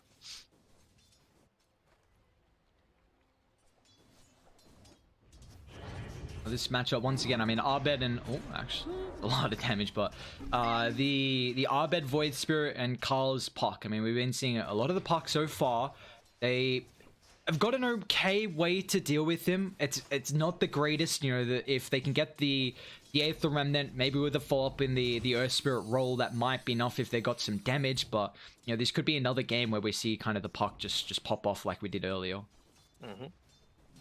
Seems like they're putting a lot of faith into Ice as well here. He's had a couple of tangos shared with him from the very beginning. I don't believe they came from Afu either. So just allowing him to go purely into this build that enables him to stay in the lane for as long as possible, keep it pushed out, but will he move one of his Eidolons? Previously, he used it on the small camp here that Whitemon's just walking past, so that they didn't have a way to push the lane in, because naturally, the lane's always going to be on the Radiant side, considering you're denying creeps as much as possible. The Afu's very close to the 2. Did he get the range? No, got the Knight, unfortunately. Trying to secure it with the boulder mid lane, though. Abed might be able to find Carl one more right click, but won't be able to find that underneath the tower. So you see the aggression that's coming through from the Void Spirit so far. A little low on the mana. What has he got coming out to him? Is that a bottle? Yep, it is for both of them. Yep, bottle's reaching him at essentially exactly the same time. Have to be a little bit careful here. Carl. Gonna have the Resonant Pulse up once he gets the bottle charges with an extra right click, but once again, Abed brings him incredibly low. But they've both got bottles, so going to be able to utilize that extra sustain. And I haven't paid too much attention down bot with the position 3 Sven. Well, Cuckoo's got an urn queued up here, and they're going to try and turn around. Zephyr sets up that LSA, finds the connection on Polo. Dream going to try and do with the right clicks, force Zephyr away so they can't continue the chase, and even gets a nice little bash as well. Can he find another? This next hit might be able to get the kill, but unfortunately does not. Still trying to find that first blood. Nice use of the Quelling Blade, though, to try and catch him. If he got lucky with that that right click, more harass coming through onto the Sven with the Dark Troll Summoner. Gotta love a good Enchantress creep throughout the lane. Can be so annoying to play against. And now that lane's pushed forward, Polo, he's going to pull it so that lane corrects itself a little bit more. Oh, no. Is he? He misses it. Oh, bit unfortunate there. Looks like T1 going to be able to hold the equilibrium at the moment, but... Yeah, they're pinging out Afu as well. He just walked underneath vision, I believe, considering it is still daytime. So playing a little bit more carefully on the puck there, making sure to stay on the left side of the tower. Afu, they still get the double slow. Now Zephyr's in trouble. Polo snipes it with the impetus, and even though they were well aware of this Earth Spirit roaming down towards the bottom side, they're going to be able to pick up first blood. And now it does put the Earth Spirit away from being able to contest the power room, but it doesn't even matter. Abed just snags the DD as well, so now this is going to be a nice refill for him, and the good old DD at this stage in the game can really help out that mid lane. Wonder if, I was about to say, wonder if anyone's going to come and give him a bit of a refill. Zephyr does, so positives to the... Oh no, they stuffed it up. He had a full inventory with mangoes, so he didn't actually end up filling it up. Well, little things like that can actually be game losing. That's the great thing about having people as close as this, is double damage gets popped here by Abed. Ooh. And we've seen Carl just somehow survive multiple times on this slither amount of HP. Well, Zephyr Look at where could be in Afu is trouble as well. I mean, it's not even just him being in trouble. It's just like denying, again, another bounty rune away from the puck, so he's having to walk all the way back to base. They might even actually just save it for Abed as well. Don't even worry about, taking away. Even Abed's going to get that amplified. Oh, Cuckoo body block sets up for the roll, and Abed finds it. He's got the DD for a little while, but catching Cuckoo's a bit awkward, and He's just going to TP out. So, I mean, not really missing much considering that the puck wasn't mid as well. They did snag the bounty on the high ground. That was Whitemon, it looks like. So, you know, the side of T1, they do still get a couple of bounties. Mm-hmm. Dire's structures are fortified. Got a very passive game so far at the moment. Just, you know, 1 kill to start. A lot of aggression on putting on the Void. Just this double stun, trying to dwindle him down as much as possible. We see Ice. He's at a pretty decent lane at the moment, 19 and 16. You know, Jackie's also farming very nicely, but it looks like Whitemon's just going to put a little bit more emphasis on stacking up as mid lane. Arfu with the help of Arbed. You know, there was that damage they were missing with the level 6 from the Void Spirit. Finds a big kill mid, and now Arbed, that's another rune for him. And they might be able to just give over the lane, you know, soon if Arbed wants to make some rotations here. Because Ice is going to have 6 pretty soon, and they can just drop the Black Hole on Jackie with the help of the Void, and that should be enough damage. I wonder if they're even going to go for an early Black Hole level, or if he's just going to fully prioritize the farming style, just to... Because I think like the later this goes, the happier they are right now on Team Dog. You know, you've got the Faceless Void who can beat anyone late game, realistically. Maybe a Spectre is the one hero that you'll struggle a little bit with in the Chronosphere. But if you're combining that together with even just a Midnight Pulse in the late game, it's probably going to be enough to deal with it, considering they don't have any pure saves on T1's side. I mean, 7% damage per second, and percent damage against any tanky hero is just going to be a incredible way to be able to deal with you. I mean, we saw the Sunray last game was a big nuisance in mid. Carl, you might be in trouble here with the drag back. Sets up Arfu, doesn't get the connection to the roll, but now the rotation with Cuckoo. Do they have the damage though to go through Arfu? Carl's actually going to commit with the jaunt forward now. We're actually going to get the rotation coming through from Ice. Sun is out. And he's got the Black Hole leveled, enabling them to follow up here. And I mean, Carl, the orb's back available though. Gets the jaunt up, but Arbed's ready and waiting with that Astral Step. And now Cuckoo as well, slowed up from the boulder. Ice not going to have to commit the ultimate because Arbed's going to drag him back. And with the Resonant Pulse, they double for the Void Spirit. Now they ping out that tower mid as well. With the help of the Enigma, they can definitely put some pressure on, but they are lacking some creeps, unfortunately. He's just going to walk his way back. There's some, excuse me, really nice deep wards coming through from T1. Not necessarily blocking any of the ancient camps, but giving a lot of vision so that they know if they ever are trying to, you know, go back and farm, assuming there's a lot of pressure being put there, that they can just quickly invade. You've got the heroes to be able to do so in the Puck and the Lina, and of course the Haunt on the Spectre always going to be a factor. They might be going for a kill here onto Jackie if he's not too careful, after having just TP'd up there. It's like they didn't see that rotation, even with that back ward, but they do see 2 heroes mid, Polo and Arbed showing at the moment. Looks like they really want to try and put some pressure on top of the tier 1, and looks like the boys on Dire, they're going to try and open that one up as well, and just such an important tower to be able to protect, especially with, you know, someone like a Spectre who wants to be farming the Ancients, utilizing that Blade Mail. A lot of damage being put up here onto the tower, though. Tombstone actually dropped all the way over in the trees, not revealing its position as well. So that's a good way to deal with some of these Eidolons. And a lot of the pressure coming through.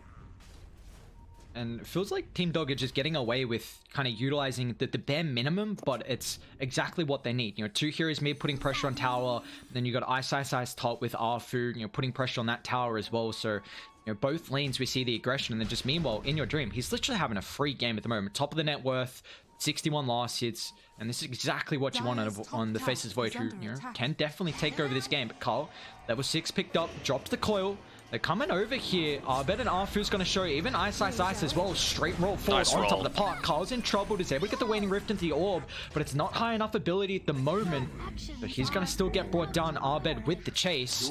And that's 3 deaths at the moment here for the Pucks. So really struggling. And they even find a stack. Woo! That's a lot of gold. Well, goodbye comeback mechanic for T1. They're even stocking up on the neutral items as well, so they're in a good position to take another fight. None of these big ultimates have been used yet. Chronosphere's available, Black Hole's available. Carl? Dire's middle tower is under attack. I mean, he's ballsy. still, yeah, he's well aware that the next real big objective, but I mean, he gets a DD at least, but he still might get chased down. He's running into Arfu, gets a stance with the connection of the roll, and now that last right click from Abed. I mean, this is a rough game here from Carl for Dessen. We've said the Parkers looked very good throughout the BTS Pro Series, but now this is a game where if you're behind, man, it's going to be difficult for you to have a solid performance.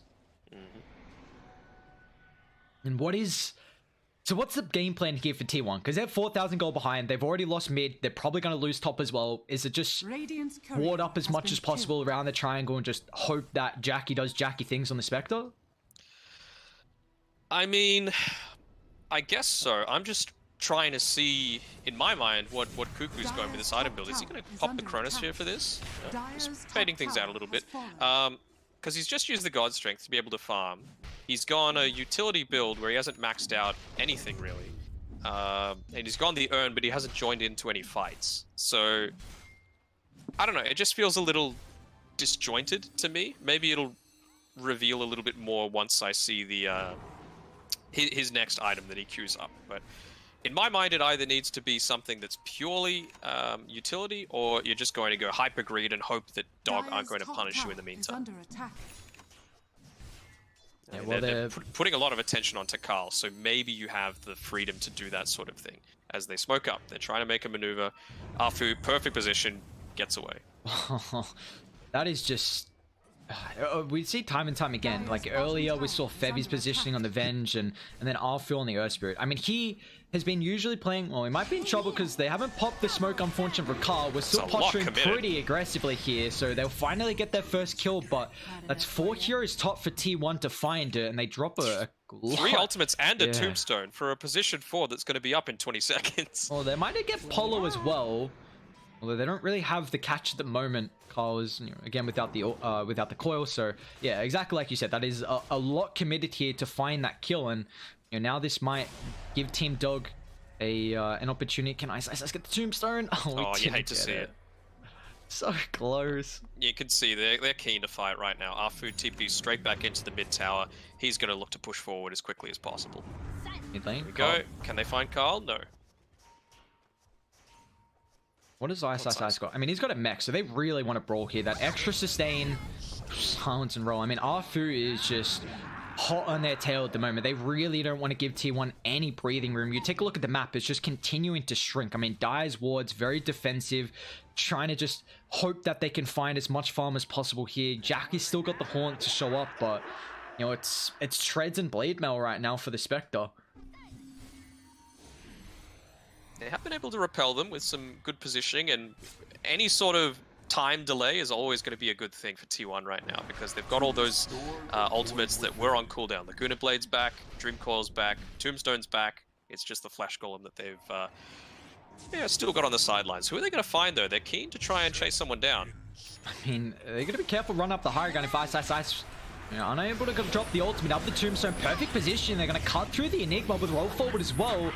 The Midnight Pulse is down, though. Fight, but yeah, they're going to be careful they continue on as Arbed straight on top of the back. Tries to deal with Zephyr. Actually sees a better target in Carl with all the abilities on cooldown, the phase shift, or still with the Waning Rift down too. That Magnetizer is doing so much work. Whitemon, can he get the TP off? He's going to die inside the base. They're straight on top of In Your Dream, but a quick time walk gives him some distance. He's still got the Chronosphere as well. And Ice, he's going to be up in 5 seconds. This fight drags on. Oh, Cuckoo, face checking. Still relatively healthy, so, I mean... We'd still yet to see the Black Hole, still yet to see the Chrono. There was so much damage from that Magnetizer. We saw T1, if they continued forward, I mean, yeah, like 2.6 thousand there for the Earth Spirit. So, I mean, you lose Ice for your position 5 from T1. Not horrible. He has a new Black Hole. Haven't used Chronosphere. They've got a time to go. Again, it's right now. They had to pop a lot just to make, just to break even, on T1. You can see they're just choosing the high priority targets. Abed, he's doing the right thing, keeping this lane pushed in as much as possible. They want to try and take out this this tier 2 top. Hopefully grab the outpost before the 15-minute mark. Or, sorry, the 20-minute mark. Should be around 15 minutes unless they pop the glyph. Can't see a reason not to. You've got a lot of Eidolons hitting it. Radiant's bottom tower is under attack. Yeah, but I mean, the issue is that T1, they're still yet to find their first tower, so the map control that we've seen Team Dog be able to utilize throughout this second game has just been, they're really limiting what farm Dai can get across the map, and it's showing the net worth, and it's showing how difficult it is for Dai to make the movements. You know, yes, this Puck has had a pretty rough game, so that's, you know, how they make a lot of their plays, but you know, let's see if it's going to be able to ramp up. This is a very good Veil game, though, for T1. A lot of the abilities that they're going to be able to utilize here getting amplified, and you know, maybe it's just that lack of damage. Yes, you don't have a way really to... I mean, that blink is a big factor to start, but you know, maybe Cuckoo can kind of frontline and with the help of some stun follow-up as well. I don't feel like they're in a position to be able to contest this tier 2 tower. Haunt's still offline for 70 seconds. My thing as well is... the strongest indication that this game is going really well for Team Dog, despite, you know, the kill score and the net worth advantage, of course, is the fact that they've been able to get kills onto this Puck. And Abed hasn't even maxed out his Astral Step. His Aether Remnant. It's all been just about keeping the waves shoved. Just before, if we look up on this top lane, he just got the creep wave as soon as it spawned, Resonant Pulse, Dissimulate, wipes it out. So they're in a position to just take this tower completely unopposed. So it's going to get even worse as soon as this Void Spirit gets, let's say level 15, gets his talent up, gets his Aether Remnant max, second point of the Astral Step. They're actually trying to contest that onto Apollo. Is he even gonna die? They drop the coil, doesn't find R, but he's actually gonna go back forward. Radiant, they've got a nice Observe Ward. Tombstone's gonna get dropped. They won't really be able to deal with it, but now finally In Your Dream drops the Chrono onto 2. Ice showing up as well. They do with both the sports. The Black Hole's gonna get committed straight on top of Cuckoo. Abed further controlling up Carl. You see, they don't even have to worry about the tomb. They'll deal with it towards the later stage, but In Your Dream finds a triple, and that's just once again perfect positioning from your support. Popping that smoke, delaying that pickoff for as long as possible for Radiant to wrap through. They drop a big Chrono. You know, Enigma comes from the northern side as well, and you see they had to commit a decent amount to kill off the Enchantress there, and you know, Team Dog, they make him pay for it, and they're not even done. I try and find Jackie. Yeah, I just don't think that fight was the one that they should be trying to take with the Haunts off cooldown. Like, Jackie is the only one that has any kind of game at this point. And, yeah, they were just a little bit too eager. Even sniping the neutral creeps off. He's done it like 3 times this game so far. In a solid performance from Arfu, coming back into mid lane. Oh, Park's in trouble here. The orb and, the creep ate the Aether Remnant, but Carl's still... Gotta be careful. That phase shift, only level 1, so not giving him as much space. They get the silence off. He's everywhere. Oh my god. Instant tip from the Earth Spirit. Man, this is his hero. This is his goddamn hero, and he is shining. Wonder if we're gonna see him on the pause 4 a bit more, or if it's specifically just the the Earth Spirit. Apollo's got a pretty good Earth Spirit as well, but it's just Arfu's just next level in this game. Man, it's looking incredibly good right now for Team Doggers. They haven't really, I mean, you gotta keep in mind, they committed Black Hole and Chrono that last team fight, and Dai don't feel content with being able to fight with these ultimates on cooldown. It's actually Radiant that are continuing to smoke. I mean, Abed and Arfu, the duo right now, the double Spirit Brothers just being such a nuisance, trying to find pickoff after pickoff, and, well, there's gonna be another. Sven caught out, even Ice just gonna show up just in case they need that extra little bit of damage here, but... well, they're gonna find it nonetheless, and that's actually a kill for Ice there.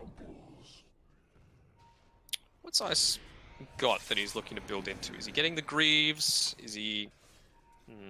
straight BKB. What's he got coming out to him? Is this a... yeah, Arfu's gone the BKB, just seeing how effective it was on Zephyr last time around. He's like, you know what? I think I'll get one of those for me. Yeah, and it's a lot of magic damage as well, and abilities that you have to worry about. So the BKB is just going to further enable him to be able to roll, just kind of play mindlessly in the middle of the fight, like not really worry about any of the damage and the control. And you know, we've already seen what the Magnetize is able to do through a couple of fights, and that's just continue to be enabled here. I mean, MKB already picked up for In Your Dream. You got to keep in mind, I mean, the Faceless Void has legit been free farming the entirety of this game. You know, it's such a free game for your Faceless Void, and that's what you love to see. A hero who is pressured by not coming online too early and having a big cooldown in your ultimate, but T1 didn't have the lineup to punish that, where we see the Spectre needed some catch up and didn't really have this Ven, didn't have the greatest lane, Puck as well, so they couldn't make plays. And now in they go. Cuckoo is in trouble here. I mean, he had a couple heroes nearby, but they all just ditched him, and Radiant, perfect timing to go in. And now this honestly could get to the stage where they just walk in Roche, and it looks like they are with all their ultimates available. Yeah, that MKB is gonna do some pretty good damage to Roche at this point. Oof, look at these lucky bashes. Oh my god. Yeah, he is going to finish up the Greaves on ice. I think that's totally fine. Void Spirit as well. Going to get about a 21-minute Ags. It's not the fastest, but when you consider the fact that he's already got the Yules, you have to be reasonably satisfied with that. And you just see how aggressive Polo can even play as well. I mean, he's just showing mid, de-warding, and having absolutely no care in the world. So we do have to keep in mind that Jackie, he's getting at least a decent amount of farm. T1 have done a very good job. Actually, who they find? Maybe Zephyr here to the Lina, just the squishy position 4 caught out. Maybe they find Whitemon if Arbed wants to even think about going in that area. Maybe Astral Step on the high ground, but no, Whitemon's going to be fine. In fact, they want Carl mid though.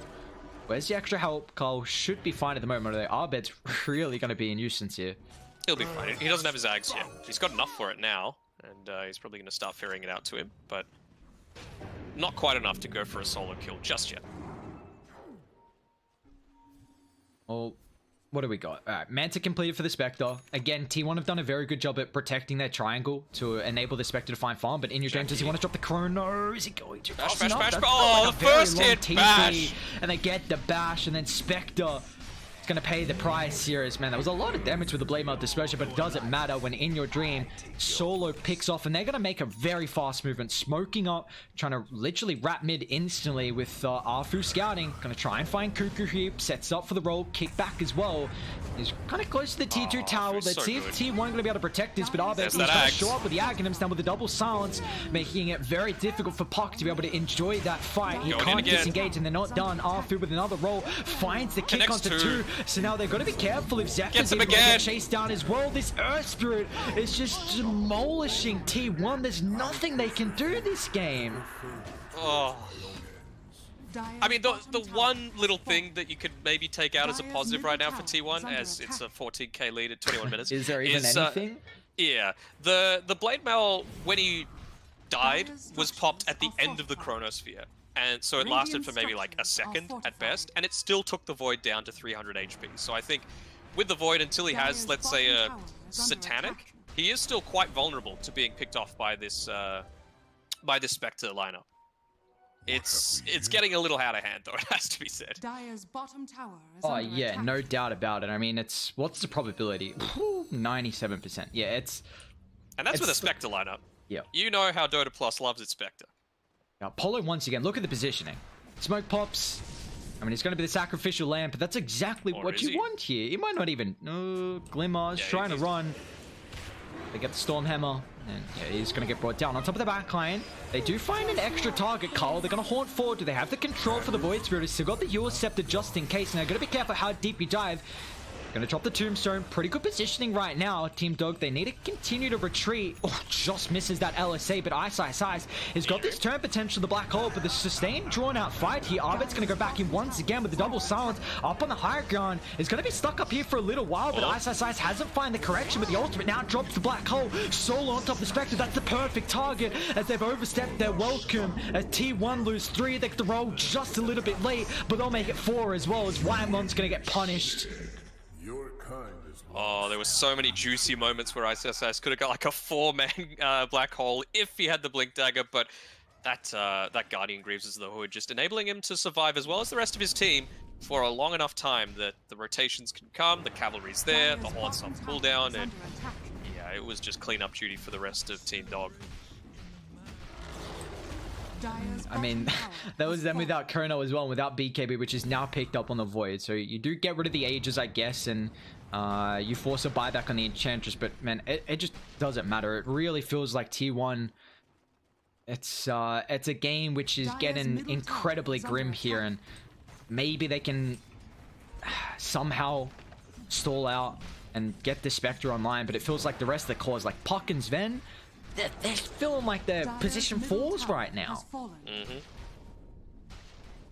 I wasn't quite seeing the point of the Sven, to be perfectly honest.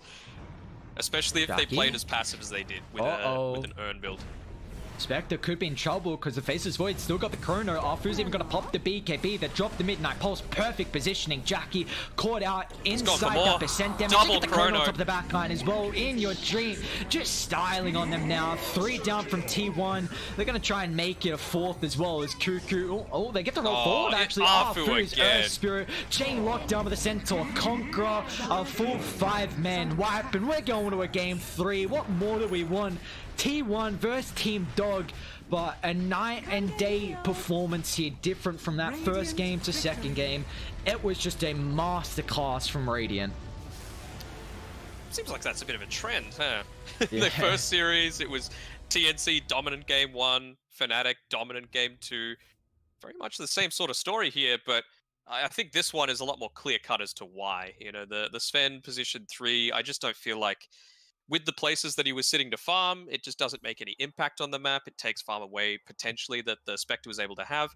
And you're not there, considering you're this greedy style of core, to be able to make the rotations through and be a bit more selfless. But like, let's say, I don't know, a Centaur or a Beastmaster or something else that's able to protect Carl, because it just felt like he never had a game on this puck, considering all the rotations that came through. But props have to be given to Afu. Yep. I mean, they should rename Earth Spirit to some form of Afu, because that was some amazing gameplay.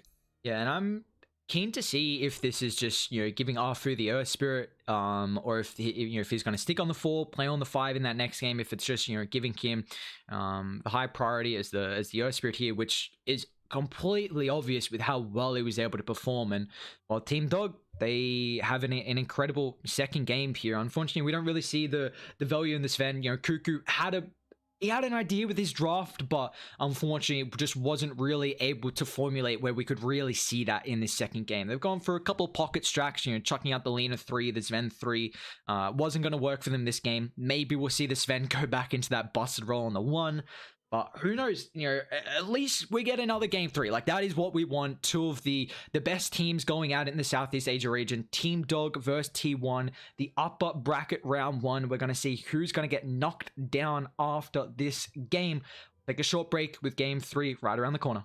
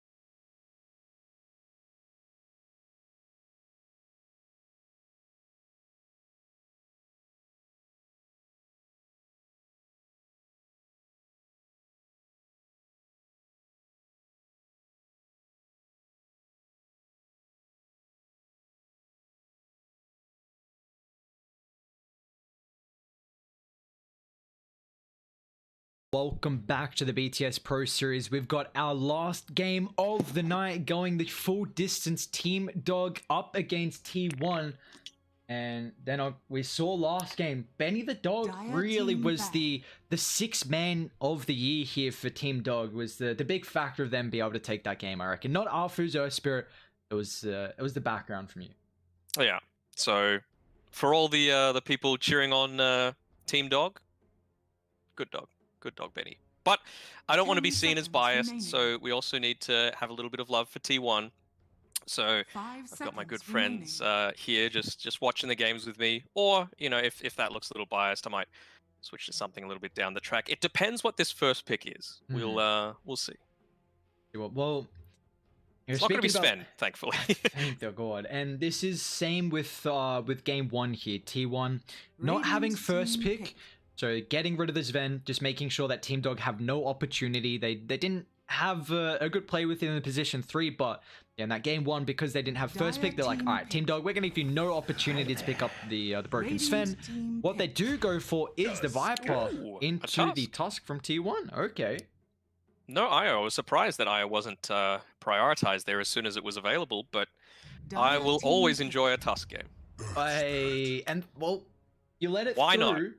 Yeah, like why goddamn not? Earth Spirit Viper, that can be you can find a lot of kills. That could be a super aggressive lane if they have a good start. They do go back for the Phantom Assassin, so you've got this amplification with the Tusk, another PA. One thing I will highlight as well real quick is I think Viper is incredibly squishy level 1, and I'm a big fan of Tusk, setting yourself up in a tri lane early to find a kill, at least first blood, or potentially into... I love that background. I mean, that's... Arfu deserves it. The Earth Spirit play from him was just magnificent, and I am so excited for this next game. Oh yeah, I mean, it's what a way to wrap off the first round of the upper bracket with another Earth Spirit game. Please don't throw us a curveball or do something else like, I don't know, mid-Earth Spirit. I'd like to see it, but Arfu, it's just a treat to watch. It's something that you pay admission to watch, but get it for free here. Thanks BTS. I wonder, like with the Tusk build, you can even go into something like a medallion, so that like their single target pickoff potential is insane. I think this Viper is just going to be straight up dead every single team fight. Just roll on medallion, dagger, which procs the Deso, punch, dead every single time. Yeah, we've seen that physical damage be a great way to deal with a Viper. Of course, he gets that magic resistance with the passive, so being able to bring him down with the amplification that you have. We see the bit of respect coming through. The Spectre in both games, T1 actually banning that one out, but the big respect for Abed's Conquer has been something that we've seen time and time again, and we're not going to get a treat from Abed, unfortunately. I've been very impressed with his Conquer, but we're going to get something a bit different here. So, with the opener T1, they get the combo where it's a lot of physical damage, and then Team Dog get a very strong laning duo with a lot of kill threat. If you do, I think the weakness is the early levels, though. Yeah, I would agree with that. 10 seconds remaining. I wonder, Viper does not seem at all like an Abed style of hero. Just if they wanted to change things up. I know it's been a long time since we've actually seen it mid. Probably the biggest player of it mid was Weeha, but ever since, about a month ago, it's just completely fallen off, and really it's this position 3, it forces the ban out of the Spectre, so it's great to be able to guarantee that that's going to be one of the things in the second phase that are removed.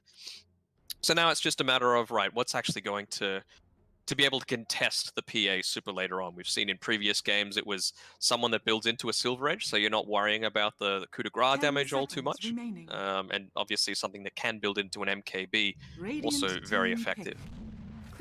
Ooh, new hero PogChamp. Not for me, I spam the hell out of that, but it's an ice duo as well coming through here with the Tusk and the CM.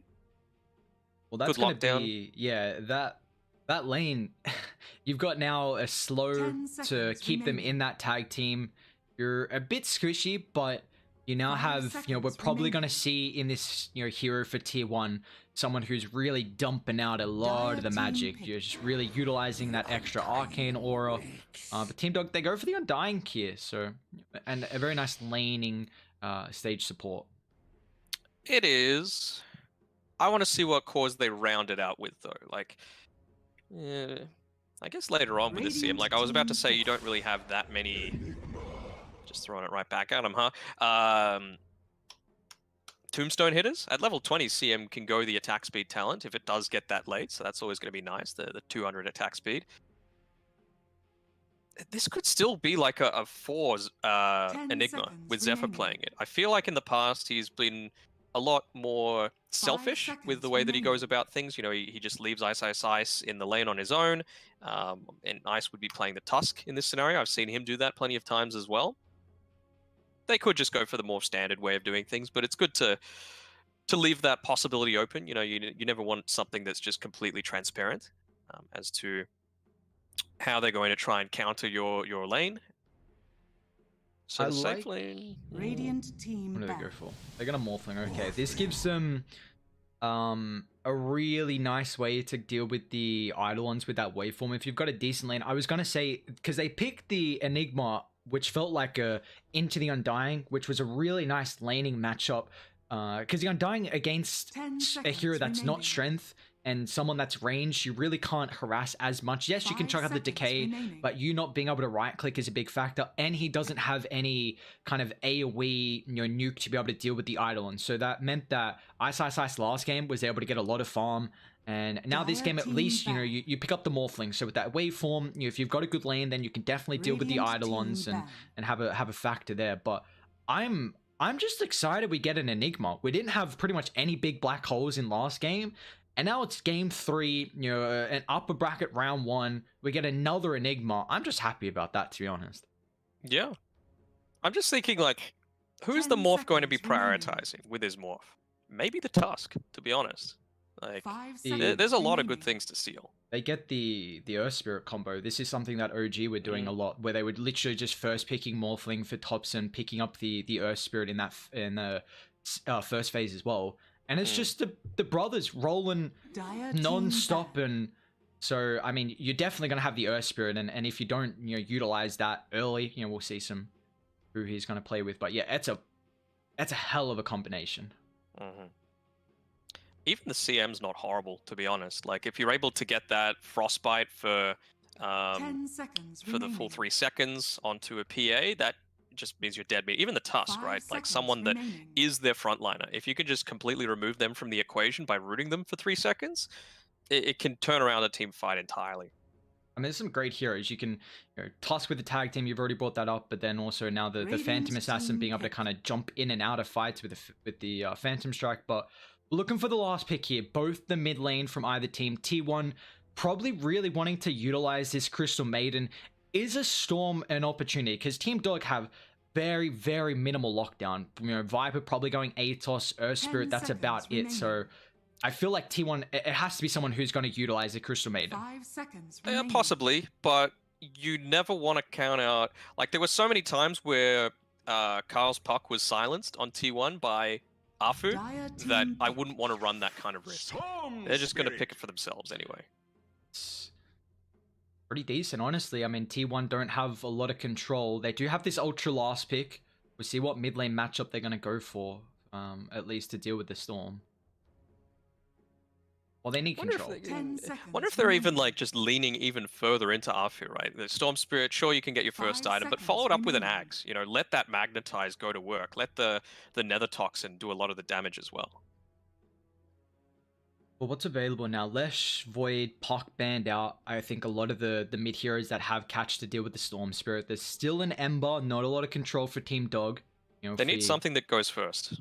Simple as that. Like, Tusk, if you're going for pick-off potential, then, it's fine. Is the Mag gone? Yeah, Mag's gone.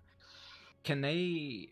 no, I was going to say Wind Ranger, because Viper catches the Storm, but it's not a hero that goes first. Not really, so... Yeah, I'm a bit stumped. What do they do? They're going to... Imber spirit. You may now It's, select your heroes. It's okay. You're still in a lot of danger of being locked down. That's the thing I'm worried about. Like, you can say you can Remnant away, you can say you can do this, that, and the other.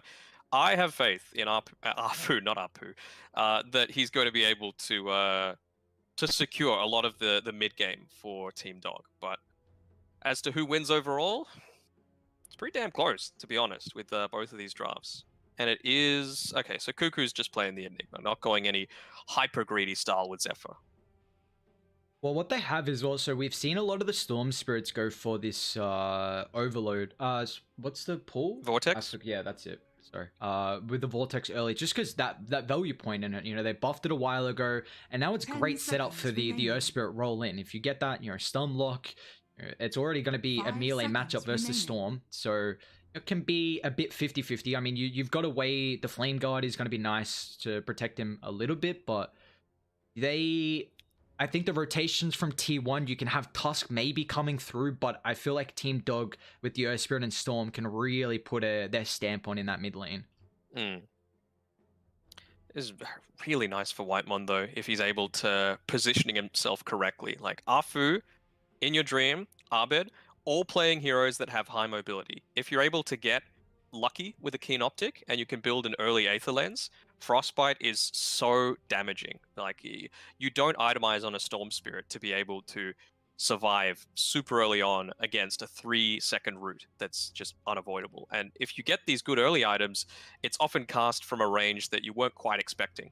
So I would be a little concerned if I was them. Obviously a bit less from In Your Dream because, you know, you can just morph and survive, but Afu and Abed definitely need to be a little bit scared if that's the if they get a little bit of luck on T1. Yeah, I'm actually intrigued how he itemizes, because I like the potential of being able to have that catch with the Aether Lens and just playing with the increased cast range, but a lot of the time you've got to be really careful because the Storm is a hero who has one of the best jumps in the game, and Crystal Maiden, very squishy, very low mobility as well. So sometimes we just see these position 5s who are always going to get caught by the Storm. You just itemize, you know, we see a couple of double braces sometimes, maybe like a Ghost Scepter, just a defensive item. So whether he goes for that or if he has some catch potential, which, I mean, the Aether Lens, if they do have ways to deal with the Storm, I think you get, you know, Frostbite, Chains follow up, Tusk getting involved, even as the game goes on, like PA is someone who's able to have some single target control with the Basher into the Abyssal Blade. So it's not like this is a free Storm game. It is one of Abed's best heroes, to say the least, so I'm incredibly excited to see how he's going to be able to pop off if he does on this hero. But I want to see a little bit of bounce back from Carl. You know, had a bit of a rougher game in the second one, really got hit hard from the Abed mid lane and also, you know, Arfu to say the least. So, you know, is he going to be in trouble with the rotations from the Earth Spirit, or can he get a little bit of help as well?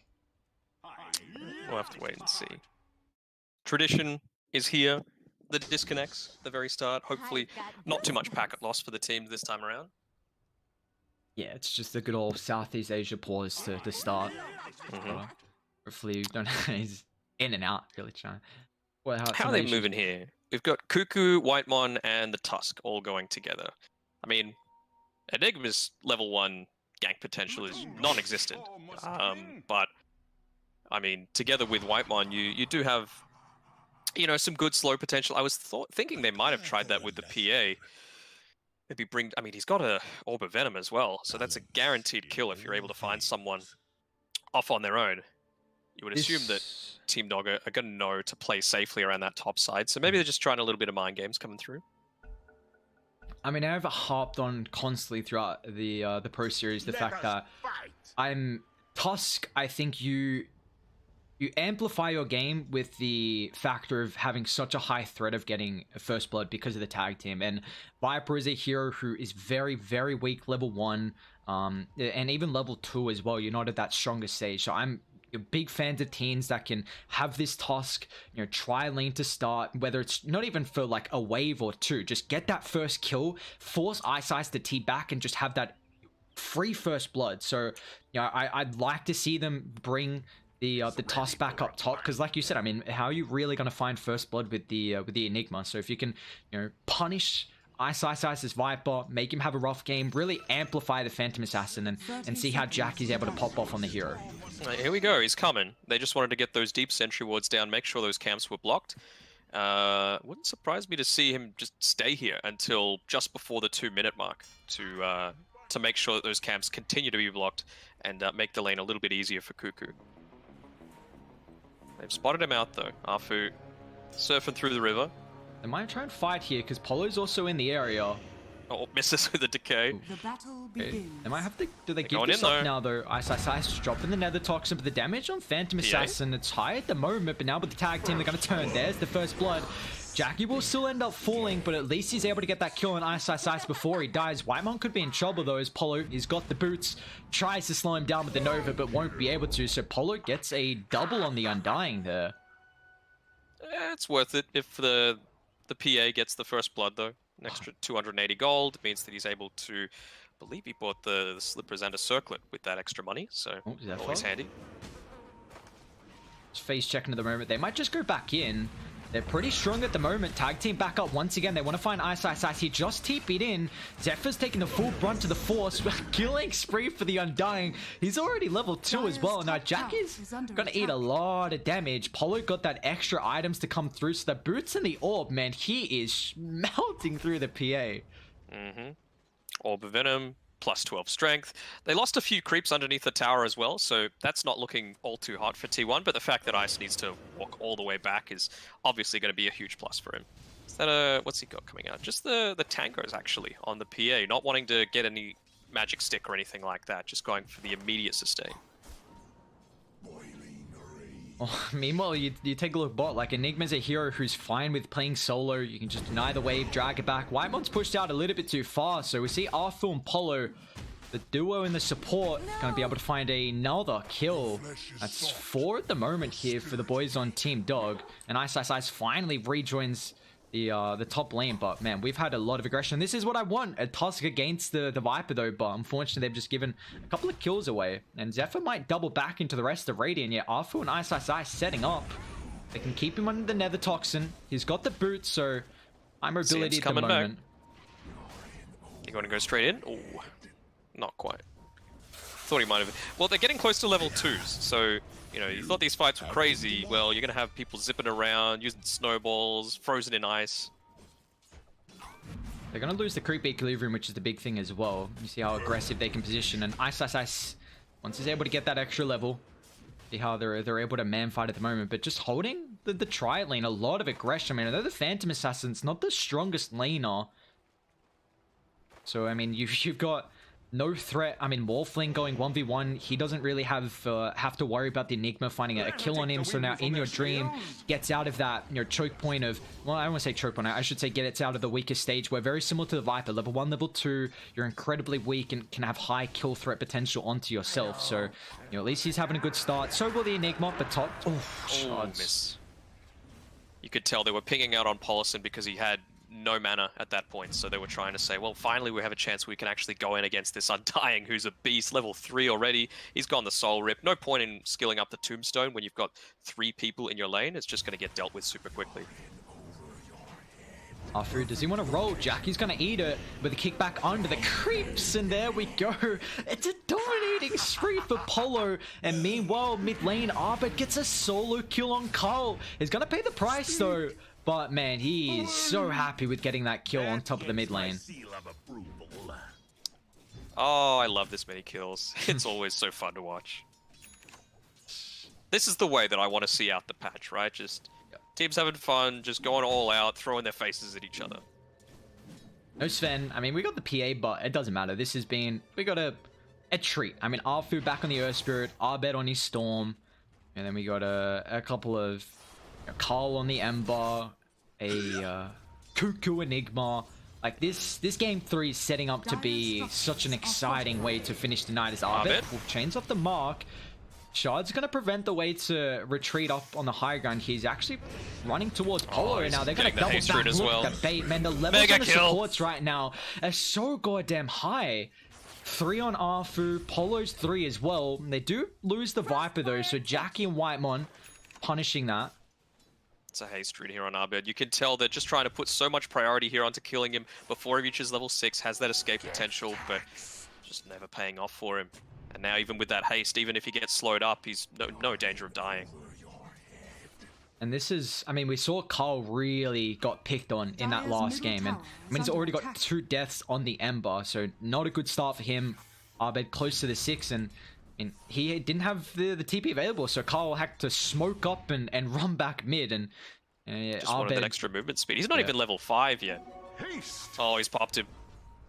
Dire's middle If he's got the tower men is on me, under well, actually up attack. top, we got some aggression. Nice shots. PA's going to jump forward here. Ice is in trouble. Good rotation, but it might be a little bit too late here from Polo.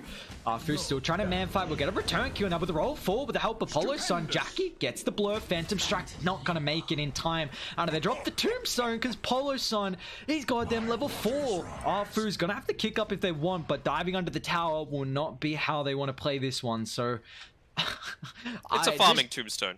yeah, that's true. Get some farm. I mean, he's kind of the position 3.5 right now with how he's playing this one. Number 5 on net worth. Let's go, baby. Alright. He's got Arcane already. Oh my god. And In Your Dreams actually showing up top here. Okay, so they're gonna swap up the lanes a little bit.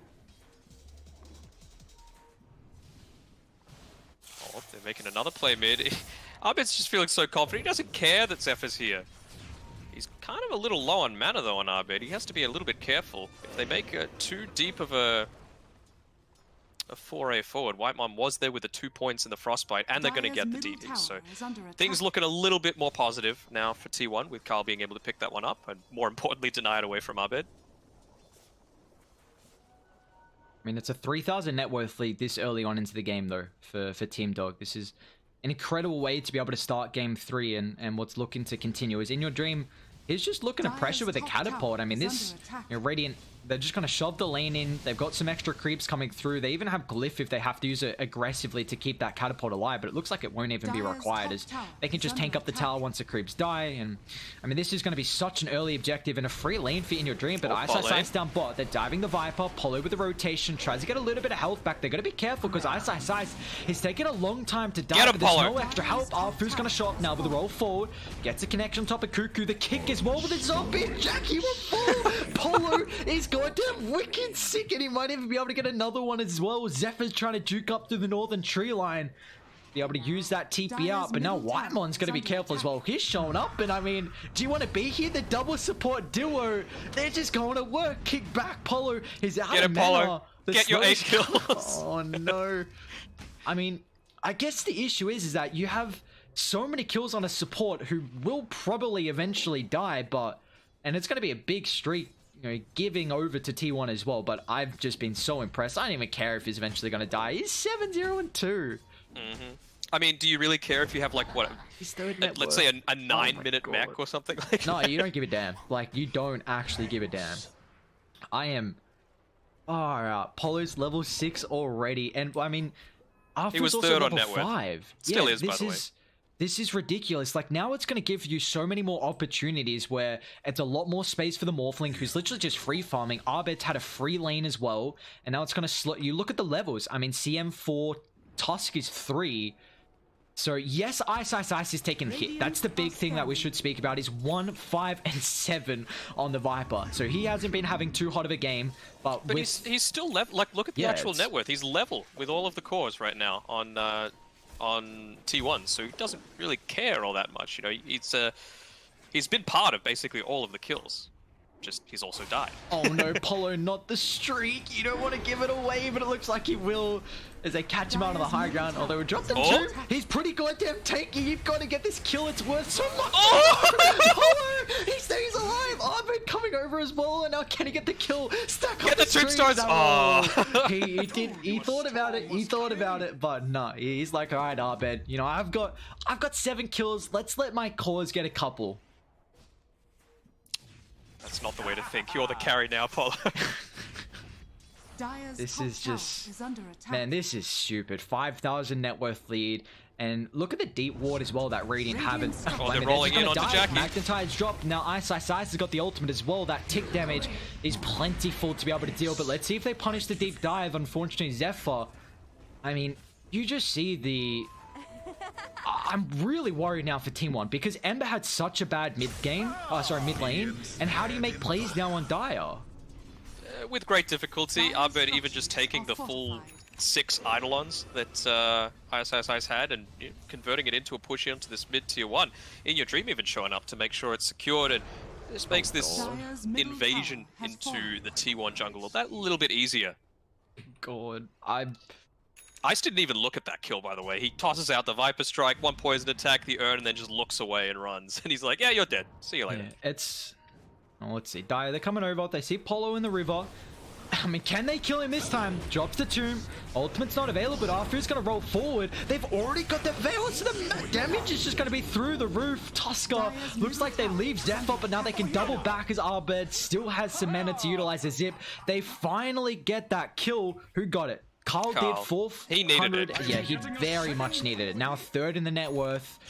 But, I mean, Jackie could be in trouble here. Roll forward. Do they get the stun connection? They don't, but even taking away that stack, yeah, that's the important thing. Oh my god. Disgusting. He's gone the E-Blade as well. This is full team fight. 22 kills, 10.5 minutes. It's only going to get bigger and better. And, I mean, what do you do here for Dire? Like, it's... Oh, it's just getting... Like, Jackie's just going to get suffocated inside the jungle. You see Arbed's almost got an Orchid as well. Like, yes, you've got Tusk with some defensive factor, but, I mean, Arbed is just going to try and burst down the Phantom Assassin because, I mean, Radiant down bot and just making all the space to enable this Storm. Orchid gets a miss, but it's not going to matter as Mimo continue to the aggression. Zephyr will die to damage over time, and Enigma's going to fall as well. As Team Dog are just...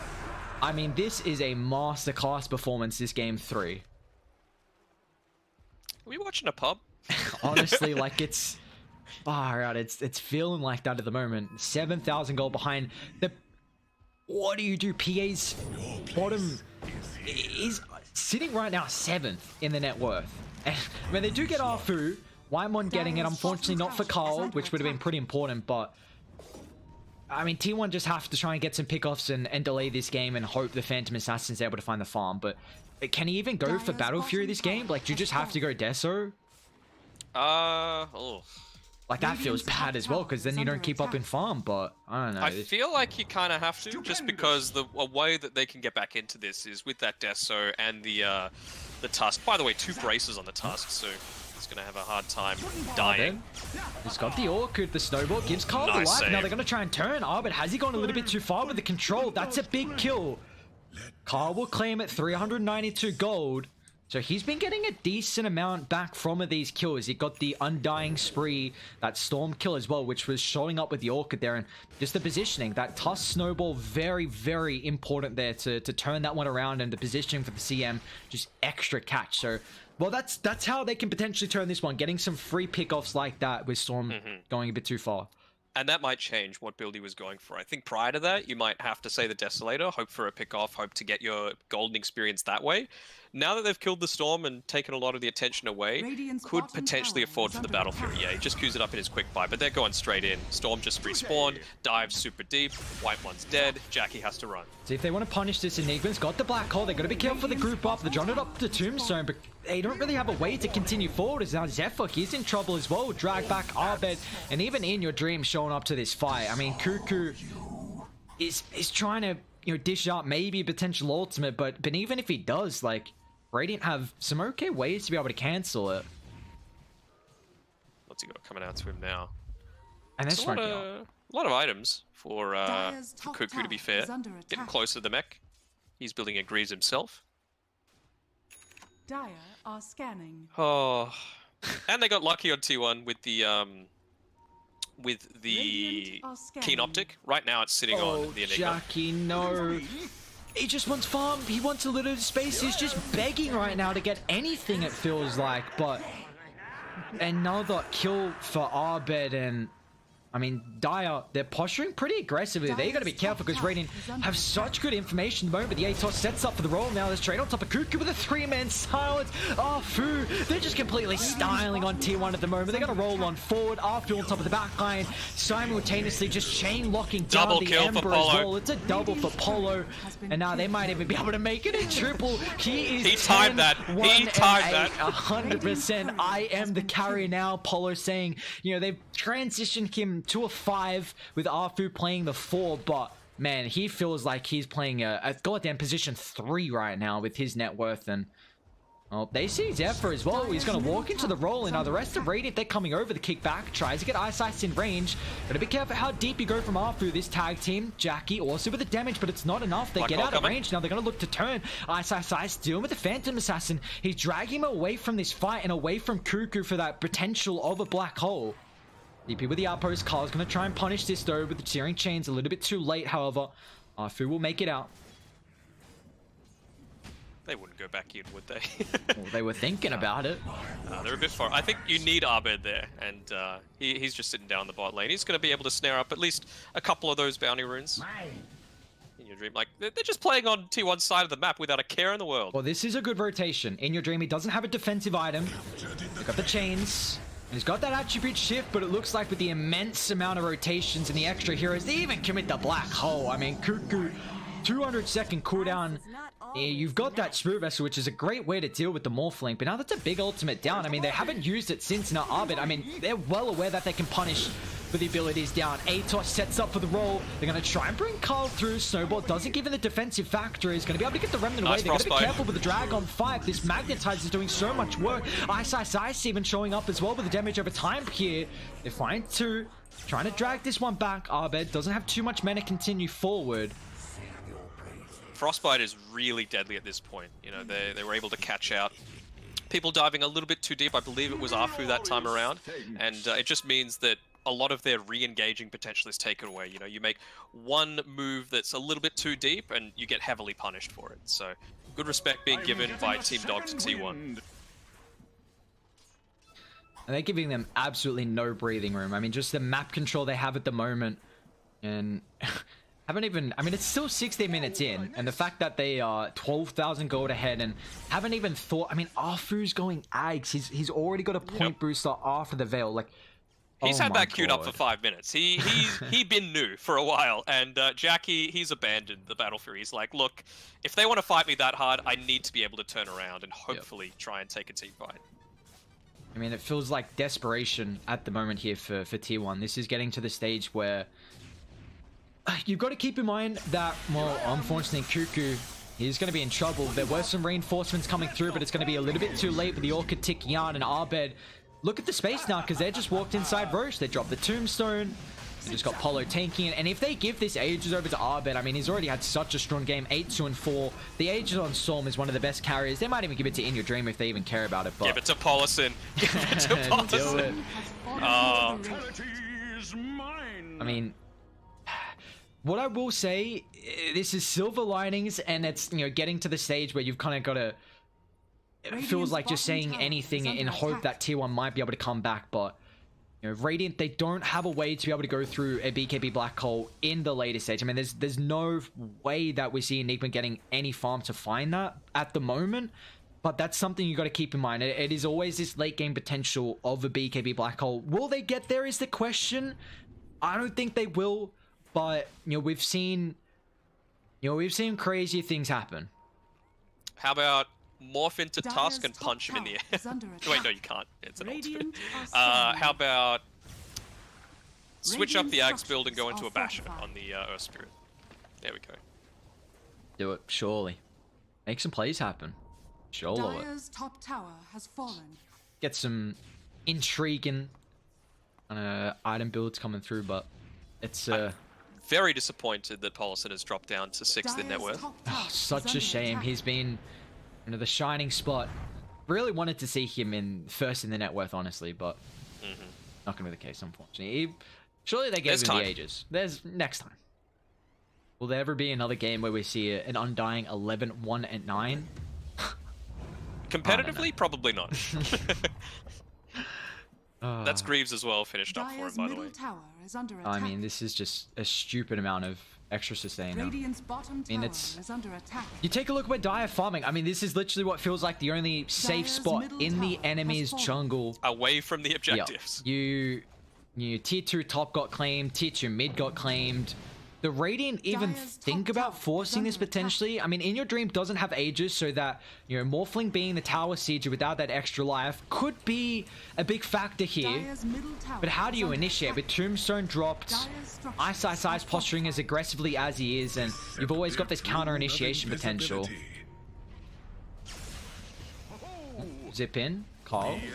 They get the chains now. I mean, he's got that extra life, and now Kyle actually showing he's going to be fine, so... They're just zoning him out. That's all they want. That's what you drop the tombstone for. They're not expecting a fight. They just want their insurance policy in case it does happen. Well, Jackie's got the Deso now picked up, but he's going to be careful because Arbet's down bottom, and now Jackie, well aware of his positioning, right-clicking through the blur. Arbet just, scouting that one out on top of the creeps, and they don't even matter. They're going to roll forward. They don't even need the storm. Straight on top of the Ember, they're going to melt through the Crystal Maiden. Now Kyle's in trouble as well. Can he get the Remnant on top of the higher gun? They're actually going to commit forward with the roll. So a lot of damage on Arfu. He's got to be careful for the heal with the Soul Rip, and Arfu's going to be able to keep his life. Although with the tick coming through in the midnight, it's not enough as Ice has a killing streak. 17,000. They're just going from one fight to another. A regen for Arbet so he can zip all the way back up the top, and we did get that regen popped, unfortunately, but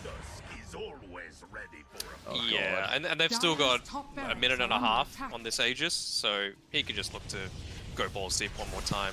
There he goes. Be careful, they need some help coming through. Storm is out of mana. Now with the E-Blade once again by the Crystal Maiden, that shotgun brings her down from full to 0. We'll see what Jackie can do. I mean, he's got the Deso, kind of had to go for this early item to maybe have some way of being able to turn it, because Battle Fury would have just been a little bit too slow, but they have now lost a full set of racks up top, and Morphling already has a secondary item as well in this game. They're sieging again. They're going to be soon. They're just ready, waiting, trying to pick off Jackie one more time. And a Bloodstone. Oh god. What more do you need right now? Like, I'm in a game like this, I'm trying to see any opportunity on how T1 can come back, but it's hard to see at the moment. It's really hard to see. I think maybe Team Dog have to dive a tier 4 tower potentially. Yeah. You feel so bad for someone like Whitemon, right? Where you're just dying at the start of every single fight because that's all that the Morphling seems to be caring about. With good reason, right? The Frostbite, when there's no BKBs up, is so impactful. But, yeah, it's a rough one to be living right now in his reality. What's the probability? Oof, 99%. I mean, he got that 1%. There's a chance. There's a chance. But I wouldn't be surprised if that 1% drops off to 0 pretty soon. I mean, this is just a methodical game now that's coming through. I mean, Carl, they get the silence. Where's the extra follow-up? A toss if Ice can get in range. They find the roll, and now he actually could be in trouble. Remnant is there. Okay, meanwhile, top lane, Abed trying to deal with the Phantom Assassin. Jackie's just going to end up falling out Whitemon. This might just be an extra kill for Abed. Yes, he's got that extra armor, but it's not going to matter. Oh, will it though? Frostbite, Snowball, Cuckoo's going to get in range here. Maybe they baited him out far enough, and nicely done. You got to keep in mind the base though, even though you lose that Storm Spirit, the big factor is that the rest of Radiant, they're just sieging down these objectives. Tier 3's already fallen, and they all TP'd for that. Oh no, melee racks down. He might even be able to get the range as well. They're going to be able to punish this though. They will not. Oof. What a game. What a game from Team Dog. Have we seen a black hole? I don't think we have.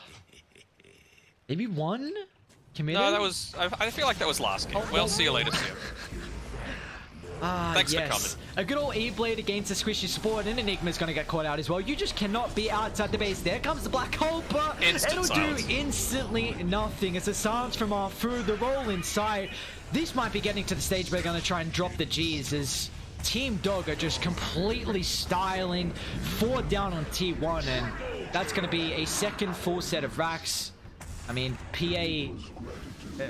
this game's over. This game is over. T1, they call it, and they're now knocked down to the lower bracket. If there's anything to say, Hollow's Undying was monstrous in this early game, and again, Arfu getting the Earth Spirit as well. Wowee, what a game from Team Dog. Yeah, just a simple 48 kills in a 24-minute game. You know, just some Dota thing, and Team Dog, they take it out. It looks like they didn't even need Benny the whole time. Yeah, they just needed faith in themselves. That's all it was. But really well played for them. Guarantees themselves top 3 in this tournament, which, you know, as this ragtag team thrown together, I'm sure Abed and Ice are going to enjoy the little bit of practice that they've got before they head over to play for EG. But I think a lot of thanks can come to the supports this time around. I feel like, I don't want to say they carried them, but, But they they definitely carried. made it easy. Yeah, I guess. Well, I don't know. Maybe is there some bias coming through, or is it just the green screen that's the big factor? You know, we saw you had the dog green screen in second game, and you know it's now in that third game. I mean, it's you got I Benny mean, there, then you we got could the throw O it. We could Spirit. throw it back up if you want. You know, because I mean, the green screen says it all. You know. Yeah, it does. It's just it's the Earth Spirit. The Earth Spirit show. I mean, Arfu went 3-2-23. I mean, I can't even highlight. Like, it's just a team performance from Team Dog. They just completely styled over T1, and this was just such a incredible showing from them, and that's going to enable them to move on. They will now face TNC in the upper bracket finals, and T1 they're going to get knocked down here to face Execration. So what do we got tomorrow? We're going to have Fnatic versus Motivate Trust. That's going to be a hype series as well. Kind of the you know, Masaros up against his old team, seeing how he's able to fare, maybe can eliminate them, get a little bit of your revenge back, and then Execration versus T1 as well in our second lower bracket round 2. So, unfortunately, a game 3 was such a wipe like it was, but you know it was still an incredible night of Dota. It was entertaining though. Yeah. That's the thing. You know, it wasn't just this. Well, I guess it kind of was a one-sided stomp, but there were a lot of kills. So that's the real important thing that we have to take away from this. Yeah, don't let Arfu have Earth Spirit is the takeaway that we can have from this, and hopefully TNC their drafting has been phenomenal. I doubt that they're going to let that be the case. They can even give it to Tim's. Like, if you have to ask me, like, who are the two best Earth Spirits in the C region, it's Tim's and Arfu. Yep. You know, so we'll see what happens. That's in a couple of days though. But like you said, yeah, tomorrow Fnatic Motivate and T1 versus Execration. It will be us again. So make sure you tune in at the same time. It is, I believe, 5 o'clock Singapore time that it all starts. 8 o'clock our time. And yeah, thanks again to Monster. Really appreciate the energy that we need. At least it's an earlier night for us. Only 1:45 a.m. Yeah, compared to what was like the 4:30 finishes throughout the group. So can't complain, Monster, you know, powering us through the night. So that's just going to be another day for the BTS Pro Series Season 4 playoffs now complete. Or at least day 2 playoffs, I should say, now complete. We're gonna that's it for us tonight though. Again, same time tomorrow. We got Fnatic versus Motivate, Execration versus T1. Until then, guys, we will see you all tomorrow.